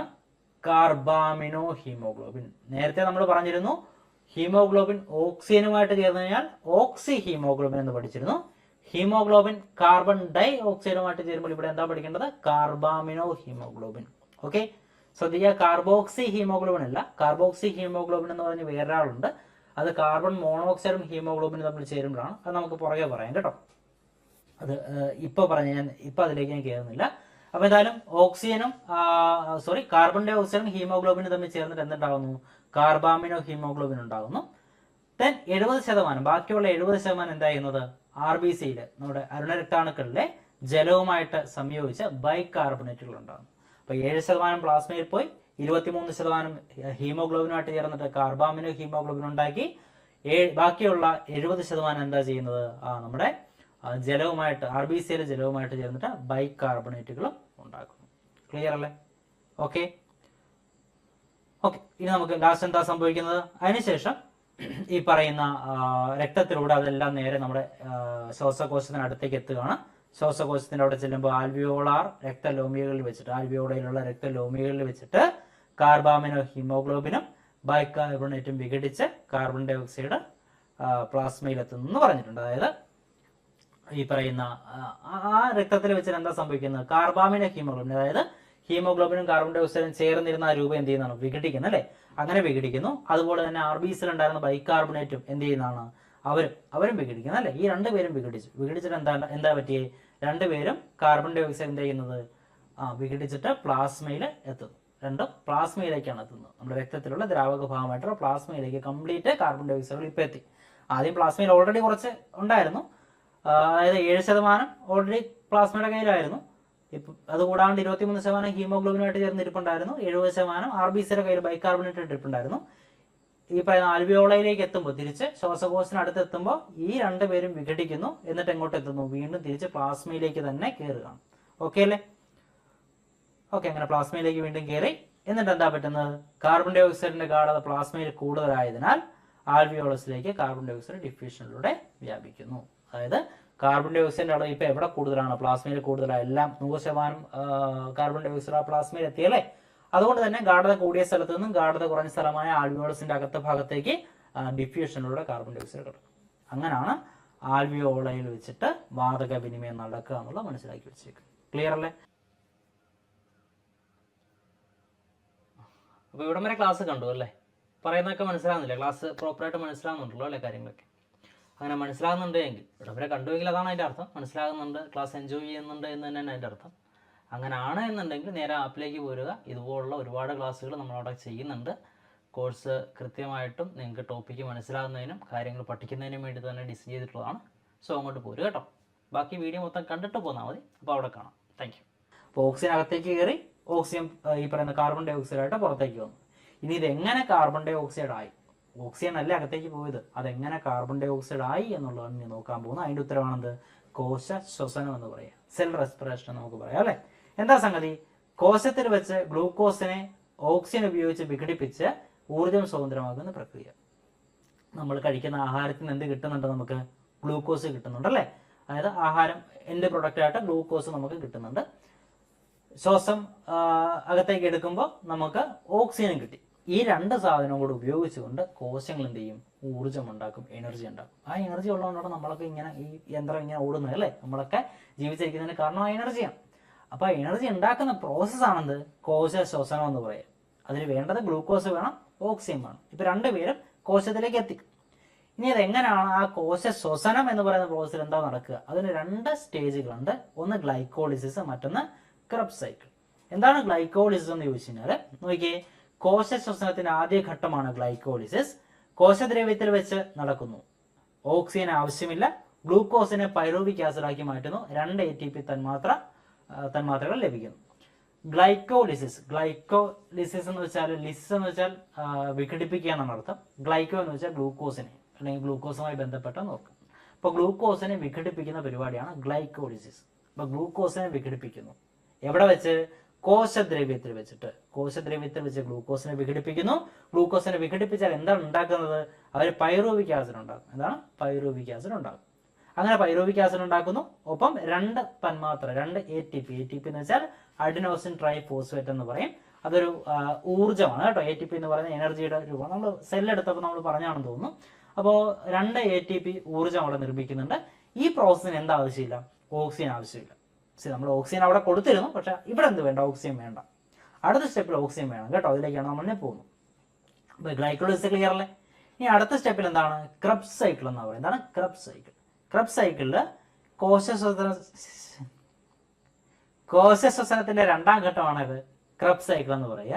അപ്പൊ ഈ ക്രബ്സ് സൈക്കിൾ എവിടെയാണ് നടക്കാന്ന് വെച്ചാൽ മൈറ്റോകോൺട്രിയയിലാണ്. തൊട്ട് മുമ്പത്തത് കോശദ്രവ്യത്തിലാണ് നടന്നെങ്കിൽ ഇപ്പൊ നടക്കാൻ പോകുന്ന മൈറ്റോകോൺട്രിയയിലാണ്. മൈറ്റോകോൺട്രിയ നിങ്ങൾക്ക് അറിയാം, കോശത്തില് എനർജി ഉണ്ടാക്കുന്ന അല്ലെങ്കിൽ പവർ ഹൗസ് എന്നൊക്കെ അറിയപ്പെടുന്ന സ്ഥലമാണ് ഇത് മൈറ്റോകോൺട്രിയ. ആ മൈറ്റോകോൺട്രിയ വെച്ചിട്ടാണ് ഇനി ആക്ച്വൽ എനർജി നിർമ്മാണം നടക്കുന്നത് അല്ലെ. തൊട്ട് മുമ്പ് 2 ATP ആണ് കിട്ടിയത്. ഇനി എത്രയാണ് കിട്ടുന്നത് നമുക്ക് നോക്കിക്കാണാം. അപ്പൊ ഏതായാലും മൈറ്റോകോൺട്രിയയിൽ വെച്ചാണ് നടക്കുക. അവിടെ എന്താ ആവശ്യമുണ്ട്? ഓക്സിജൻ ആവശ്യമാണ്. ഓക്കെ അല്ലേ? അവിടെ ഓക്സിജൻ ആവശ്യമാണ്. അവിടെ പൈറൂവിക് ആസിഡ് കാർബൺ ഡൈ ഓക്സൈഡും ജലവുമായിട്ട് മാറുന്നു. നമ്മൾ നേരത്തെ സ്റ്റെപ്പിൽ ഉണ്ടാക്കിയ പൈറൂവിക് ആസിഡ് അല്ലേ, ആ പൈറൂവിക് ആസിഡ് എന്തായിട്ട് മാറുന്നു? കാർബൺ ഡൈ ഓക്സൈഡും ജലവുമായിട്ട് മാറുന്നു. അപ്പൊ 28 ATP. നേരത്തെ 2 ATP ആണെങ്കിൽ ഇപ്പൊ എത്ര? 28 ATP. അപ്പൊ മൊത്തത്തിലാകെ ആദ്യത്തെ 2, ഇപ്പോഴത്തെ 28 ചേർത്തിട്ട് മൊത്തം 30 ATP ഊർജ്ജമാണ് നിർമ്മിക്കപ്പെടുക എന്നും കൂടി ഒന്ന് അറിഞ്ഞു വെച്ചേക്കുക. ഓക്കെ അല്ലേ? ഇനി ഇത് തന്നെ നമുക്കൊരു ടേബിൾ ഫില്ല് ചെയ്യാം. ഈ ടേബിൾ ഫില്ല് ചെയ്ത് കഴിയുമ്പോൾ ഇപ്പൊ എന്തെങ്കിലും ക്ലാരിറ്റി കുറവുണ്ടെങ്കിൽ അതിപ്പോൾ നിങ്ങൾക്ക് ക്ലിയർ ആയിക്കോളും. അപ്പോൾ ഗ്ലൈക്കോളിസിസും ക്രബ്സ് സൈക്കിളും എവിടെയാണ് നടക്കുന്നത്? എന്തൊക്കെ പദാർത്ഥങ്ങളാണ് രാസപ്രവർത്തനത്തിൽ പങ്കെടുക്കുന്നത്? ആ രാസപ്രവർത്തനം നടന്നു കഴിയുമ്പോൾ ഉണ്ടാകുന്ന ഉൽപ്പന്നം ഏതാണ്? ഇതിനകത്ത് ഓക്സിജൻ ആവശ്യമുണ്ടോ ഇല്ല? ഇത്രയും കാര്യങ്ങൾ അറിഞ്ഞു കഴിഞ്ഞാൽ ആ ഒരു പ്രോസസ്, എൻ്റെ ഒരു പ്രോസസ് നമുക്ക് മനസ്സിലാക്കാൻ പറ്റും. ആദ്യം ഗ്ലൈക്കോളിസിസ് എവിടെയാണ് നടക്കുക എന്ന് വെച്ചാൽ എവിടെയാണ്? അത് കോശദ്രവ്യത്തിലാണ് നടക്കുന്നത് അല്ലെ. കോശദ്രവ്യത്തിലാണ് നടക്കുക. ഇനി ഈ പറയുന്ന ഗ്ലൈക്കോളിസിസിന്റെ രാസപ്രവർത്തനത്തിൽ പങ്കെടുക്കുന്ന പദാർത്ഥം ഏതാ? അവിടെ ആക്ച്വലി നടക്കുന്ന ഗ്ലൂക്കോസിന്റെ വിഘടനമാണ് അല്ലെ. അപ്പൊ രാസപ്രവർത്തനത്തിൽ എന്തേ ഉള്ളൂ? ഗ്ലൂക്കോസ് മാത്രമേ ഉള്ളൂ. അപ്പൊ ഗ്ലൂക്കോസ് ആണ് രാസപ്രവർത്തനത്തിൽ പങ്കെടുക്കുന്നത്. അങ്ങനെ ഗ്ലൂക്കോസ് വിഘടിച്ചാൽ ഉണ്ടാകുന്ന ഉൽപ്പന്നം ഏതാണ്? അവിടെ ഉണ്ടാകുന്ന പൈറൂവിക് ആസിഡ് ആണ്. ഊർജ്ജം ഉണ്ടാകും, ഞാൻ പുറകെ പറയാം കേട്ടോ. പൈറൂവിക് ആസിഡ് ആണ് അവിടുത്തെ ഉൽപ്പന്നം. ഇനി ഇതിന് ഓക്സിജൻ ആവശ്യമുണ്ടെന്ന് ചോദിച്ചാൽ ഓക്സിജൻ ആവശ്യമില്ല. ഓക്കെ അല്ലേ? ഇനി അടുത്ത ക്രബ്സ് സൈക്കിൾ പറയുമ്പോൾ നിങ്ങളൊന്ന് എൻ്റെ ഒപ്പം തന്നെ ഒന്ന് പറയാൻ ശ്രമിച്ചേ. ക്രബ്സ് സൈക്കിൾ വരുമ്പോൾ അത് എവിടെയാണ് നടക്കുന്നത്? അത് മൈറ്റോകോൺട്രിയയിൽ വെച്ചാണ് നടക്കുക. അതിനകത്തുള്ള രാസപ്രവർത്തനത്തിൽ പങ്കെടുക്കുന്ന പദാർത്ഥങ്ങൾ ഏതൊക്കെയാണ്? ക്രബ്സ് സൈക്കിൾ വരുമ്പോൾ അവിടെ ഈ ഗ്ലൂക്കോസ് വിഘടിച്ച പൈറൂവിക് ആസിഡ് അവിടെ ചെന്നിട്ടുണ്ട് അല്ലെ. പൈറൂവിക് ആസിഡ് ഉണ്ട്. ഒപ്പം തന്നെ എന്തുണ്ടാവും? നമ്മൾ അകത്തേക്ക് വലിച്ചു കയറ്റിയ ഓക്സിജനും അവിടെ ഉണ്ടാവും. സോ ഓക്സിജനും പൈറൂവിക് ആസിഡ് ആയിരിക്കും അവിടെ രാസപ്രവർത്തനത്തിൽ പങ്കെടുക്കുക. ഇനി അടുത്ത എന്താണ്? ഉൽപ്പന്നങ്ങൾ. എന്തൊക്കെ ഉൽപ്പന്നങ്ങൾ ഉണ്ടാകുന്നത്? ഓക്സിജനും പൈറൂവിക് ആസിഡും ഉപയോഗിച്ചുകൊണ്ട് അവിടെ ഈ പറയുന്ന കാർബൺ ഡൈ ഓക്സൈഡും ജലവുമാണ് അവിടെ ഉൽപ്പന്നങ്ങളായിട്ട് നിർമ്മിക്കപ്പെടാൻ പോകുന്നത്. അപ്പോൾ ഊർജ്ജമുണ്ട്, അത് ഞാൻ പറയാം. ഇതിന് ഓക്സിജന്റെ ആവശ്യമുണ്ടെന്ന് വെച്ചാൽ ഓട്ടോമാറ്റിക്കലി നമ്മൾ പറഞ്ഞല്ലേ, രാസപ്രവർത്തനത്തിൽ എന്ത് ആവശ്യമുണ്ട്? ഓക്സിജൻ ആവശ്യമുണ്ടല്ലേ. സോറി, ഇവിടെ ആവശ്യമില്ല എന്നാണ് ഇവിടെ വന്നിരിക്കുന്നത്. അതിന്റെ മിസ്റ്റേക്കാണ്. ഓക്സിജൻ ആവശ്യമുണ്ട് കേട്ടോ, ടൈപ്പിംഗ് മിസ്റ്റേക്ക് ആണ്. അപ്പോൾ എന്തായാലും ഓക്സിജൻ ആവശ്യമുണ്ട്. നിങ്ങൾക്ക് സ്ലൈഡ് കിട്ടുമ്പോൾ ഇത് ആവശ്യമുണ്ടെന്ന് തന്നെ ആയിരിക്കും കേട്ടോ. അപ്പോൾ എന്തായാലും അതങ്ങനെ മനസ്സിലാക്കി വെച്ചേക്കുക. സോ ഇനി നമുക്ക് ഗ്ലൈക്കോളിസിലെ 2 ATP ആണ് ഊർജ്ജം ഉണ്ടാകുക. ക്രബ്സ് സൈക്കിൾ വരുമ്പോൾ എത്ര ATP ആണ്? 28 ATP ആണ് അവിടെ ഊർജ്ജം ഉണ്ടാകുമെന്നും കൂടി മനസ്സിലാക്കി വെച്ചേക്കുക. ഓക്കെ അല്ലേ? സോ അവിടെ ശ്രദ്ധിക്കേണ്ട കാര്യം ഞാൻ ജസ്റ്റ് ഒന്ന് പറഞ്ഞേക്കാം. നമ്മളിപ്പോൾ ഇവിടെ എന്തായാലും നോട്ട് ചെയ്ത് വെക്കേണ്ട കാര്യം നോട്ട് ആവശ്യമില്ല എന്നാണ് ഞാൻ എഴുതിയിരുന്നത്. അത് തെറ്റാണ്. ആവശ്യമില്ല എന്നല്ല, ആവശ്യമുണ്ട്. ഇവിടെ ആവശ്യമില്ല. ഓക്കെ, ഇവിടെ ആവശ്യമില്ല എന്നുള്ളത് ശരി തന്നെയാണ്. ഇവിടെ ആവശ്യമില്ല എന്നുള്ളത് ശരിയാണ്. ക്രബ്സ് സൈക്കിൾ ഓക്സിജൻ ആവശ്യമുണ്ട് കേട്ടോ. ഓക്കെ, ഇനി അടുത്തേക്ക് നമുക്ക് പോവാം. സോ അങ്ങനെ എന്താണ് എൻ്റെ പ്രോസസ്സ് നമുക്ക് മനസ്സിലായി. കോശശ്വസനത്തിൽ എന്താ സംഭവിക്കുക എന്നുള്ളത് നമുക്ക് മനസ്സിലായി. കോശശ്വസന ഫലമായി ഉണ്ടാകുന്ന ATP തന്മാത്രകളാണ് ശാരീരിക പ്രവർത്തനങ്ങൾക്ക് ആവശ്യമായ ഊർജ്ജ സ്രോതസ്. അതെ, ഊർജ്ജം. നമ്മുടെ ശരീരത്തിൽ ഉണ്ടാകുന്ന ഊർജ്ജം എന്ന് പറഞ്ഞാൽ ഇതാണ്. ആ ATP ഉപയോഗിച്ചുകൊണ്ടാണ് നമ്മുടെ ശരീരത്തിലെ പ്രവർത്തനങ്ങളെല്ലാം നടക്കുക എന്നുള്ളത് മനസ്സിലാക്കിയിരിക്കണം. ഉപോൽപ്പന്നമായ കാർബൺ ഡൈ ഓക്സൈഡ് ഒരു പരിധിവരെ ജലവും ഉടൻ തന്നെ നിശ്വാസവായുവിലൂടെ പുറന്തള്ളും. അതായത് അവിടെ ഉണ്ടാകുന്ന വേസ്റ്റ് മെറ്റീരിയൽ ആയിട്ടുള്ള അല്ലെങ്കിൽ ഉപോൽപ്പന്നമായിട്ടുള്ള കാർബൺ ഡൈ ഓക്സൈഡും ജലവും എന്ത് ചെയ്യണം? പുറത്തേക്ക് പുറന്തള്ളാവുന്നിടത്തോളം അപ്പം തന്നെ പുറന്തള്ളും. ഇപ്രകാരം ശ്വസന വാതകങ്ങളുടെ സംവഹനവും കോശങ്ങളിൽ വെച്ച് ഗ്ലൂക്കോസിനെ ഓക്സിജൻ ഉപയോഗിച്ച് വിഘടിപ്പിച്ച് സ്വതന്ത്രമാക്കുന്ന പ്രക്രിയയും ചേരുന്നതാണ് ശ്വസനം. അപ്പൊ ഈ ശ്വസനം എന്ന് പറയുന്ന പ്രോസസ്സിൽ അപ്പൊ എൻ്റെ ഇപ്പൊ എന്തൊക്കെ കാര്യങ്ങൾ വന്നിരുന്നു? ശ്വസനവാതകങ്ങളുടെ സംവഹനം, ഓക്സിജൻ കാർബൺ ഡൈ ഓക്സൈഡ് അങ്ങോട്ടും ഇങ്ങോട്ടും പോയ പരിപാടി. അതുപോലെ തന്നെ കോശങ്ങളിൽ വെച്ച് ഗ്ലൂക്കോസിനെ ഓക്സിജൻ ഉപയോഗിച്ച് വിഘടിപ്പിച്ച് ഊർജം സ്വതന്ത്രമാക്കുന്ന പ്രക്രിയയും, അവിടെ ഊർജ്ജം ഉണ്ടാകുന്നു, ഊർജ്ജം നിർമ്മിക്കപ്പെടുന്ന പ്രക്രിയയും കൂടെ ചേരുന്നതാണ് എന്ത് ശ്വസനം എന്ന് മനസ്സിലാക്കി വെച്ചേക്കണം. ഇനി അപ്പൊ അങ്ങനെയുള്ള ഈ ശ്വസനത്തിനെ നമുക്ക് ആ ഒരു കാര്യം എൻ്റയർ പ്രോസസ് ഇക്വേഷൻ ആയിട്ട് എഴുതാനാണെങ്കിൽ ഗ്ലൂക്കോസും എന്ത് ഉപയോഗിക്കുന്നുണ്ട് അവിടെ, ഗ്ലൂക്കോസും ഓക്സിജനും ഉപയോഗിച്ചുകൊണ്ട് ചില എൻസൈമുകളുടെ ഒക്കെ സാന്നിധ്യത്തിലാണ് ആ പ്രോസസ് നടക്കുന്നു. അപ്പൊ എന്തുണ്ടാകുന്നു, കാർബൺ ഡൈ ഓക്സൈഡും ജലവും ഉണ്ടാകുന്നുണ്ട്. മൊത്തം 30 ATP ഊർജ്ജം, 2 സ്റ്റെപ്പിലും കൂടി 30 ATP ഊർജ്ജം ഉണ്ടാകും. അതാണ് എൻ്റെ ഒരു ശ്വസനത്തിൽ നമുക്ക് പഠിക്കാനുള്ളത്. ക്ലിയർ അല്ലേ? ഓക്കെ ആണെന്ന് പ്രതീക്ഷിക്കുന്നു. ഇനി അവിടെ തന്നെ ഒരു ശാസ്ത്രജ്ഞനെ പരിചയപ്പെടാണ്ട് നമുക്ക് ടെക്സ്റ്റ് ബുക്കിൽ പറഞ്ഞിരിക്കുന്നു, ഒന്ന് നോക്കാം നമുക്ക്. ആരാണ്? ഹാൻസ് അഡോൾഫ് ക്രെബ്സ് എന്ന ജർമ്മൻ ബയോകെമിസ്റ്റ് ആണ് കോശ ശ്വസനത്തിലെ 2ാം ഘട്ടത്തിലെ രാസപ്രവർത്തനങ്ങൾ കണ്ടെത്തിയത്. അതിനാലാണ് ഈ ഘട്ടം ക്രെബ്സ് സൈക്കിൾ എന്നറിയപ്പെടും. അപ്പൊ എന്തായാലും ആളുടെ പേരും റിയാക്ഷന്റെ പേര് ഒന്ന് തന്നെയാണ് അല്ലെ, അഡോൾഫ് ക്രെബ്സ് ആണ്. രാസപ്രവർത്തനത്തിന്റെ പേരും ക്രെബ്സ് തന്നെയാണ്. ഓക്കെ, അപ്പൊ ക്രെബ്സ് സൈക്കിൾ എന്നറിയപ്പെടുന്നു. ഈ കണ്ടെത്തലിന് 1953 വൈദ്യശാസ്ത്ര നോബൽ പ്രൈസ് ഫ്രിറ്റ്സ് ലിപ്മാനോടൊപ്പം അദ്ദേഹം പങ്കുവെച്ചെന്ന് പറഞ്ഞിട്ടുണ്ട്. ഓക്കെ, ഒന്ന് വായിച്ചു വിട്ടേക്കുക, ഒന്ന് കണ്ടു വെച്ചേക്കുക. അപ്പോ 53 വർഷം ഒന്ന് പറ്റുമെങ്കിൽ ഒന്ന് മനസ്സിലൊന്ന് നോട്ട് കിട്ടരുത് കേട്ടോ. ഓക്കെ, എവിടെ നിന്നൊക്കെയാ ചോദ്യം ചോദിക്കാന്ന് പറയാൻ പറ്റത്തില്ല, അതുകൊണ്ടാണ് കേട്ടോ. ഓക്കെ, ഇനി നമ്മൾ ഇത്ര നേരം വാതക വിനിമയമായിട്ട് ബന്ധപ്പെട്ട് ഹീമോഗ്ലോബിനെ പറ്റി പറഞ്ഞിരുന്നു അല്ലെ. ഹീമോഗ്ലോബിനുമായി ബന്ധപ്പെട്ട് 1-2 കാര്യങ്ങൾ നമുക്ക് നോക്കാനുണ്ട്. പുതിയ ടെക്സ്റ്റ് ബുക്കിൽ ഇമേജ് ആണ് ഈ കാണുന്നത്. കഴിഞ്ഞിടക്ക് ടെക്സ്റ്റ് ബുക്കിൽ നിന്നൊരു ചോദ്യം നമ്മുടെ ഏതോ ഒരു എക്സാമിന് ചോദിച്ചിരുന്നു, എനിക്ക് തോന്നുന്നു 10th പ്രിലിംസിനാണെന്ന് തോന്നുന്നു. ആ പോർഷൻ ടെക്സ്റ്റ് ബുക്കിൽ നിന്നെടുത്ത് മാറ്റിയിട്ടുണ്ട്. അപ്പോൾ അതുകൊണ്ട് തന്നെ പഴയ ടെക്സ്റ്റ് ബുക്കിലുള്ള ആ കണ്ടന്റ് കൂടി നമുക്ക് നോക്കണം. എന്തായാലും ആദ്യം പുതിയ ടെക്സ്റ്റ് ബുക്കിലെ കാര്യം നോക്കാം. എന്താ പറഞ്ഞിരിക്കുന്നത്? ഹീമോഗ്ലോബിനെ പറ്റിയാണ് പറഞ്ഞിരിക്കുന്നത്. RBCയിലെ വർണ്ണകമാണ് ഹീമോഗ്ലോബിൻ എന്ന് പറയുന്നത്. ഇരുമ്പ് മുഖ്യ ഘടകമായിട്ടുള്ള പ്രോട്ടീൻ, അതായത് ഹീമോഗ്ലോബിൻ്റെ അകത്ത് എന്തുണ്ട്? ഇരുമ്പുണ്ടല്ലേ, ഇരുമ്പുണ്ട്. ആ ഇരുമ്പ് ആണ് ഹീമോഗ്ലോബിൻ്റെ അകത്തുള്ള പ്രോട്ടീൻ്റെ മെയിൻ കണ്ടന്റ് കേട്ടോ. ഇനി ഓരോ RBCയിലും 270 ദശലക്ഷം ഹീമോഗ്ലോബിൻ തന്മാത്രകളുണ്ട്. ഓരോ RBCയിൽ എത്രയുണ്ട്? 270 ദശലക്ഷം ഹീമോഗ്ലോബിൻ തന്മാത്രകളാണ് ഓരോ RBC കോശത്തിലുള്ളത്.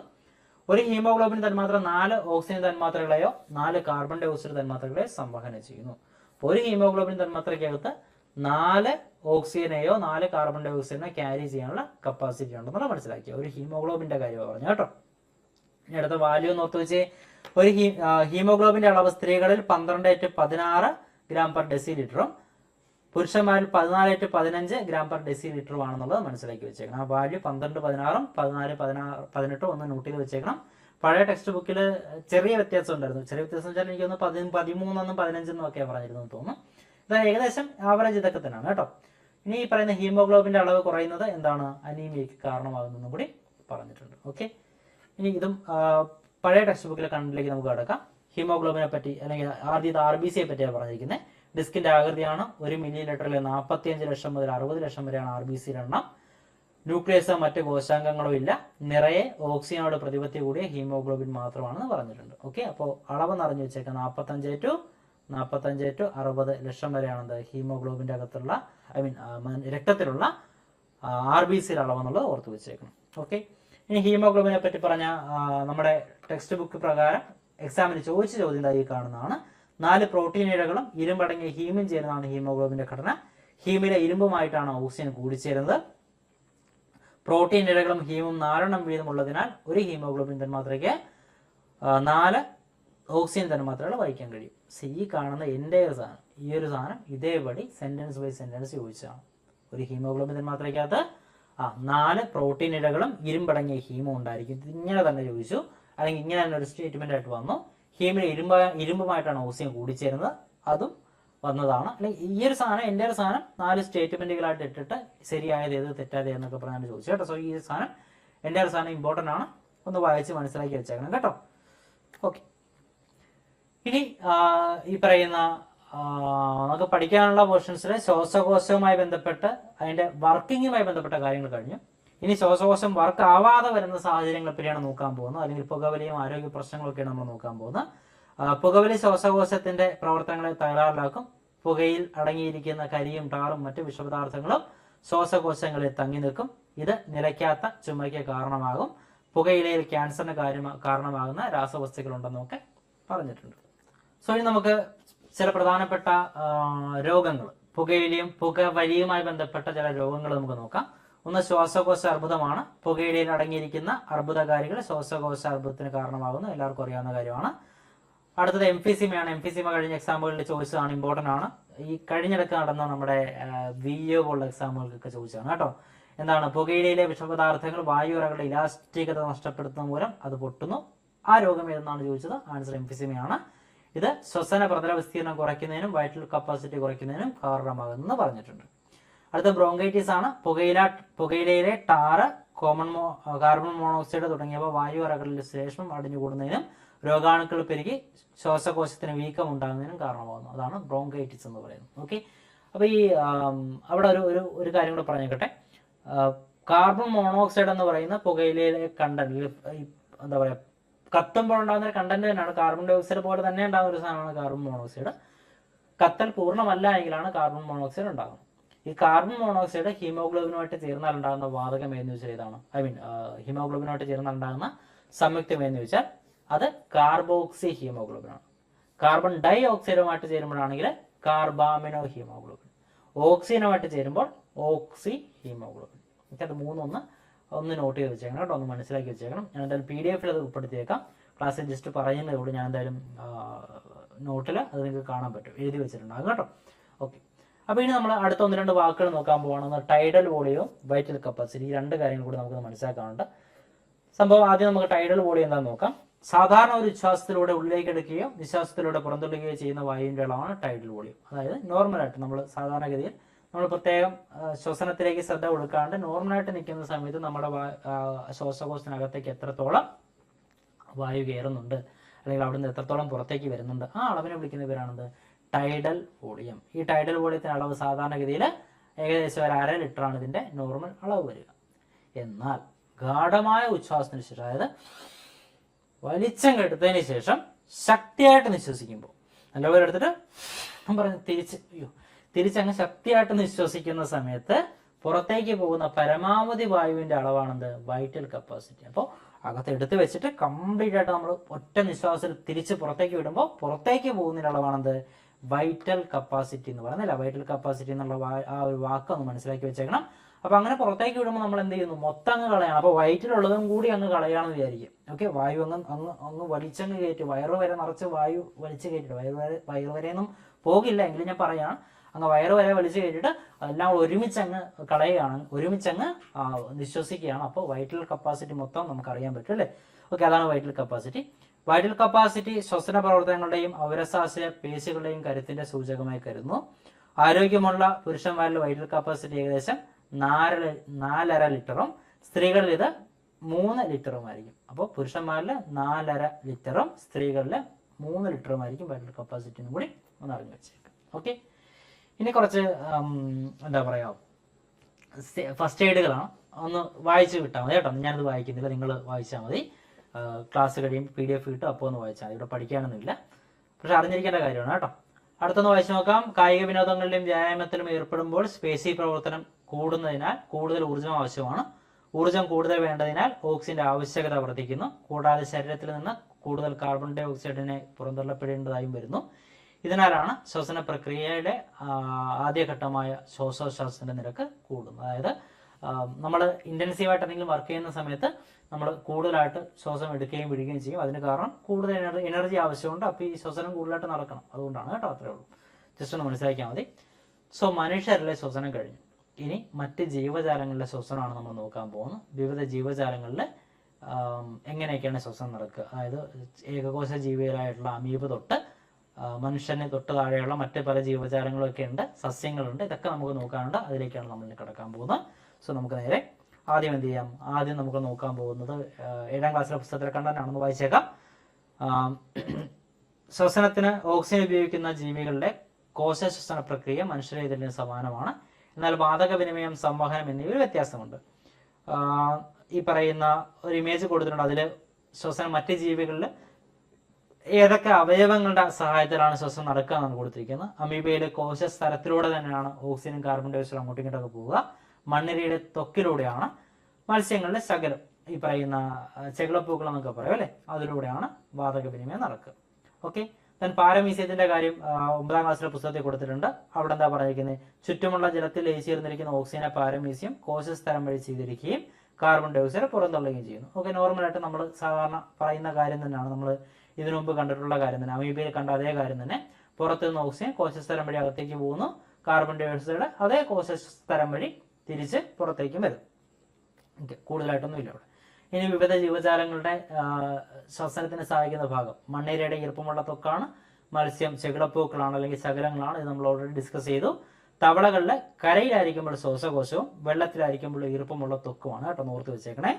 ചിലതയുടെ ബുക്ക് ലങ്സ് എന്ന് പറയുന്ന അവയവമാണ് ശ്വസനത്തിന് സഹായിക്കുക എന്നും കൂടി ഒന്ന് മനസ്സിലാക്കി വെച്ചേക്കുക. ഇനി നമുക്ക് സസ്യങ്ങളിലേക്ക് വരാം. സസ്യങ്ങളുടെ ശ്വസനത്തെ പറ്റി പറഞ്ഞിരിക്കുന്നു. ജന്തുക്കളെ പോലെ സസ്യങ്ങളും അന്തരീക്ഷത്തിൽ നിന്ന് ഓക്സിജൻ സ്വീകരിക്കുകയും കാർബൺ ഡൈ ഓക്സൈഡ് പുറന്തള്ളുകയും ചെയ്യുന്നു. ഇലകളിലും ഇളം കണ്ടത്തിലും കാണപ്പെടുന്ന സൂക്ഷ്മ സുഷങ്ങളായ ആസ്യരന്ധ്രങ്ങൾ അഥവാ സ്റ്റൊമാറ്റ വഴിയാണ് വാതക വിനിമയം നടക്കുക. അപ്പൊ സസ്യങ്ങളിലെ വാതക വിനിമയം നടക്കുന്ന സ്റ്റൊമാറ്റ എന്ന് പറയുന്ന ഓപ്പണിങ്സ് വഴിയാണ് മനസ്സിലാക്കുക. ഇലകളുടെ താഴത്തും ഇളം തണ്ടുകളിലൊക്കെ കാണപ്പെടുന്ന ഒരു പോർഷനാണ് ഇത് സ്റ്റൊമാറ്റ അഥവാ ആസ്യരന്ധ്രങ്ങൾ എന്ന് മനസ്സിലാക്കി വെച്ചേക്കണം. ഒരു ഇമേജ് അവിടെ കൊടുത്തിട്ടുണ്ട്, സസ്യങ്ങളിലെ വാതക വിനിമയം അവിടെ കാണിക്കുന്നുണ്ട്. നോക്കിയേ, ഇലകളിലും കാണ്ഡങ്ങളിലുമുള്ള ചെറു സുഷങ്ങളായ സ്റ്റൊമാറ്റ, കട്ടി കൂടിയ കാണ്ഡത്തിന്റെയും വേരിലെയും ഉപരിതലത്തിലെ ഉള്ള ചെറു സുഷങ്ങളായിട്ടുള്ള ലിൻഡ് സെല്ലുകൾ. ഈ ലിൻഡ് സെല്ലുകൾ എന്ന് പറയുന്ന പോർഷനും വാതക വിനിമയത്തിന് സഹായിക്കുന്നുണ്ട് കേട്ടോ. എന്താണ് പറഞ്ഞിരിക്കുന്നത്? കട്ടി കൂടിയ കാണ്ഡത്തിന്റെയും വേരിന്റെ ഉപരിതലത്തിലും. അപ്പൊ കാണ്ഡത്തിലെ കട്ടി കൂടിയ ഭാഗത്തിലുണ്ടെങ്കിൽ അവിടെയും വേരിന്റെ ഉപരിതലത്തിലും എന്ത് കാണാം? ലെൻഡ് സെല്ലുകൾ കാണാം. ഈ ലെൻഡ് സെല്ലുകൾ എന്തിനു സഹായിക്കുന്നുണ്ട്? ശ്വസനത്തിന്, വാതക വിനിമയത്തിന് സസ്യങ്ങളെ സഹായിക്കുന്നുണ്ട്. അതുപോലെ മൺതരികൾക്കിടയിലൂടെ ഉള്ള അടുത്ത മൺതരികൾക്കിടയിലൂടെയുള്ള വായുവുമായി വാതക വിനിമയം നടത്തുന്ന വേരിലെ കോശങ്ങൾ. അപ്പൊ വേരിലെ ചില കോശങ്ങൾക്ക് ഈ പറയുന്ന മണ്ണിന് അടിയിൽ വെച്ചും എന്ത് ചെയ്യുകയാണെങ്കിൽ മൺതരികൾക്കിടയിലൂടെയും എന്ത് ചെയ്യാം? വാതക ഓക്സിജൻ ഉണ്ടെങ്കിൽ അതിനെ എടുക്കാനുള്ള കഴിവുണ്ടെന്നുള്ള മനസ്സിലാക്കി വെച്ചേക്കാം. ജസ്റ്റ് ഒന്ന് വായിച്ചു വിടാം. സ്റ്റൊമാറ്റ പകൽ സമയങ്ങളിൽ തുറന്നിരിക്കുകയും രാത്രിയിൽ അടയുകയും ചെയ്യുന്നു. ഇലകളിലെ മീസോഫിൽ കോശങ്ങളിൽ പകൽ സമയത്ത് ഒരേ സമയം പ്രകാശ സംശ്ലേഷണവും ശ്വസനവും നടക്കുന്നു. പകൽ സമയത്ത് പ്രകാശ സംശ്ലേഷണത്തിന്റെ തോത് കൂടുതലായതിനാൽ ഓക്സിജനെ ശ്വസനത്തിനായി ഉപയോഗിക്കുകയും അധികമുള്ള ഓക്സിജനെ പുറന്തള്ളുകയും ചെയ്യുന്നു. ശ്വസന ഫലമായി ഉണ്ടാകുന്ന കാർബൺ ഡൈ ഓക്സൈഡ് പ്രകാശ സംശ്ലേഷണത്തിന് ഉപയോഗിക്കുന്നു, തികയാത്തത് അന്തരീക്ഷത്തിൽ നിന്ന് സ്വീകരിക്കുന്നു. രാത്രി കാലങ്ങളിൽ സ്റ്റൊമാറ്റ അടയുമ്പോൾ ഡിഫ്യൂഷനിലൂടെ ശ്വസനവാതകങ്ങളുടെ വിനിമയം നടക്കുന്നെന്ന് പറഞ്ഞിട്ടുണ്ട്. അപ്പോൾ ബേസിക് ആയിട്ടുള്ള കാര്യങ്ങൾ തന്നെയാണ്. ഈ സ്റ്റൊമാറ്റയിലൂടെയാണ് പകൽ സമയങ്ങളിൽ എന്ത് ചെയ്യുന്നത്? വാതക വിനിമയം നടക്കുക എന്ന് പറഞ്ഞിട്ടുണ്ട്. പിന്നെ അത് കൂടാണ്ട് പ്രകാശ സംശ്ലേഷണം നടന്നു കഴിയുമ്പോൾ ഓട്ടോമാറ്റിക്കലി അവിടെ ഓക്സിജൻ ഉണ്ടാകുന്നുണ്ട്. ആ ഓക്സിജനെ കുറേയൊക്കെ സസ്യങ്ങൾ ഉപയോഗിക്കുന്നുണ്ട് ശ്വസനത്തിന് വേണ്ടിയിട്ട്. ബാക്കിയുള്ള ഓക്സിജനാണ് സസ്യങ്ങൾ പുറത്തേക്ക് വിടുക.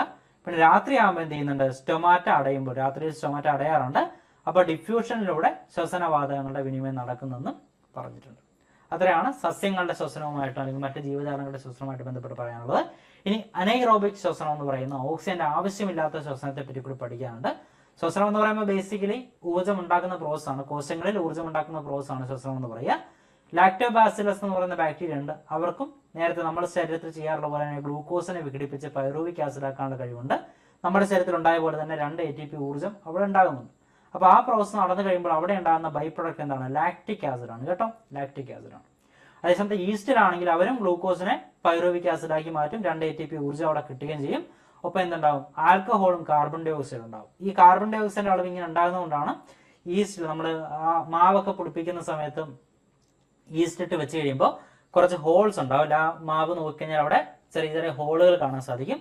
അത് ഈസ്റ്റ് പ്രവർത്തിച്ച് അവിടെ ഈ പറയുന്ന പൈറൂവിക് ആസിഡും ഉണ്ടാകുന്നുണ്ട്, ആൽക്കഹോളും ഉണ്ടാകുന്നുണ്ട്. ഒപ്പം പൈറൂവിക് ആസിഡ് വിഘടിച്ചിട്ട് വീണ്ടും ആൽക്കഹോളായിട്ട് മാറുന്നുണ്ട്. ആൽക്കഹോളിനോടൊപ്പം തന്നെ അവിടെ കാർബൺ ഡൈ ഓക്സൈഡ് ഉണ്ടാകുന്നുണ്ട്. അങ്ങനെ കാർബൺ ഡൈ ഓക്സൈഡ് ഉള്ളത് കൊണ്ടാണ് എന്ത് ആ ഹോൾസ് കാണപ്പെടുന്നത് മനസ്സിലാക്കുക. അപ്പൊ ഈ 2 കേസുകളിലും ഊർജ്ജം ഉണ്ടാകുന്നുണ്ട്, ഗ്ലൂക്കോസ് വിഘടിക്കുന്നുണ്ട്. ഇത് രണ്ടും അനൈറോബിക് റെസ്പിറേഷൻ എന്ന് പറയും. ഇതിന് സമാനമായിട്ടുള്ള ഈ ഒരു പ്രോസസ്സിന് സമാനമായിട്ടുള്ള റെസ്പിറേഷൻ നമ്മുടെ ശരീരത്തിൽ നടക്കാറുണ്ട്.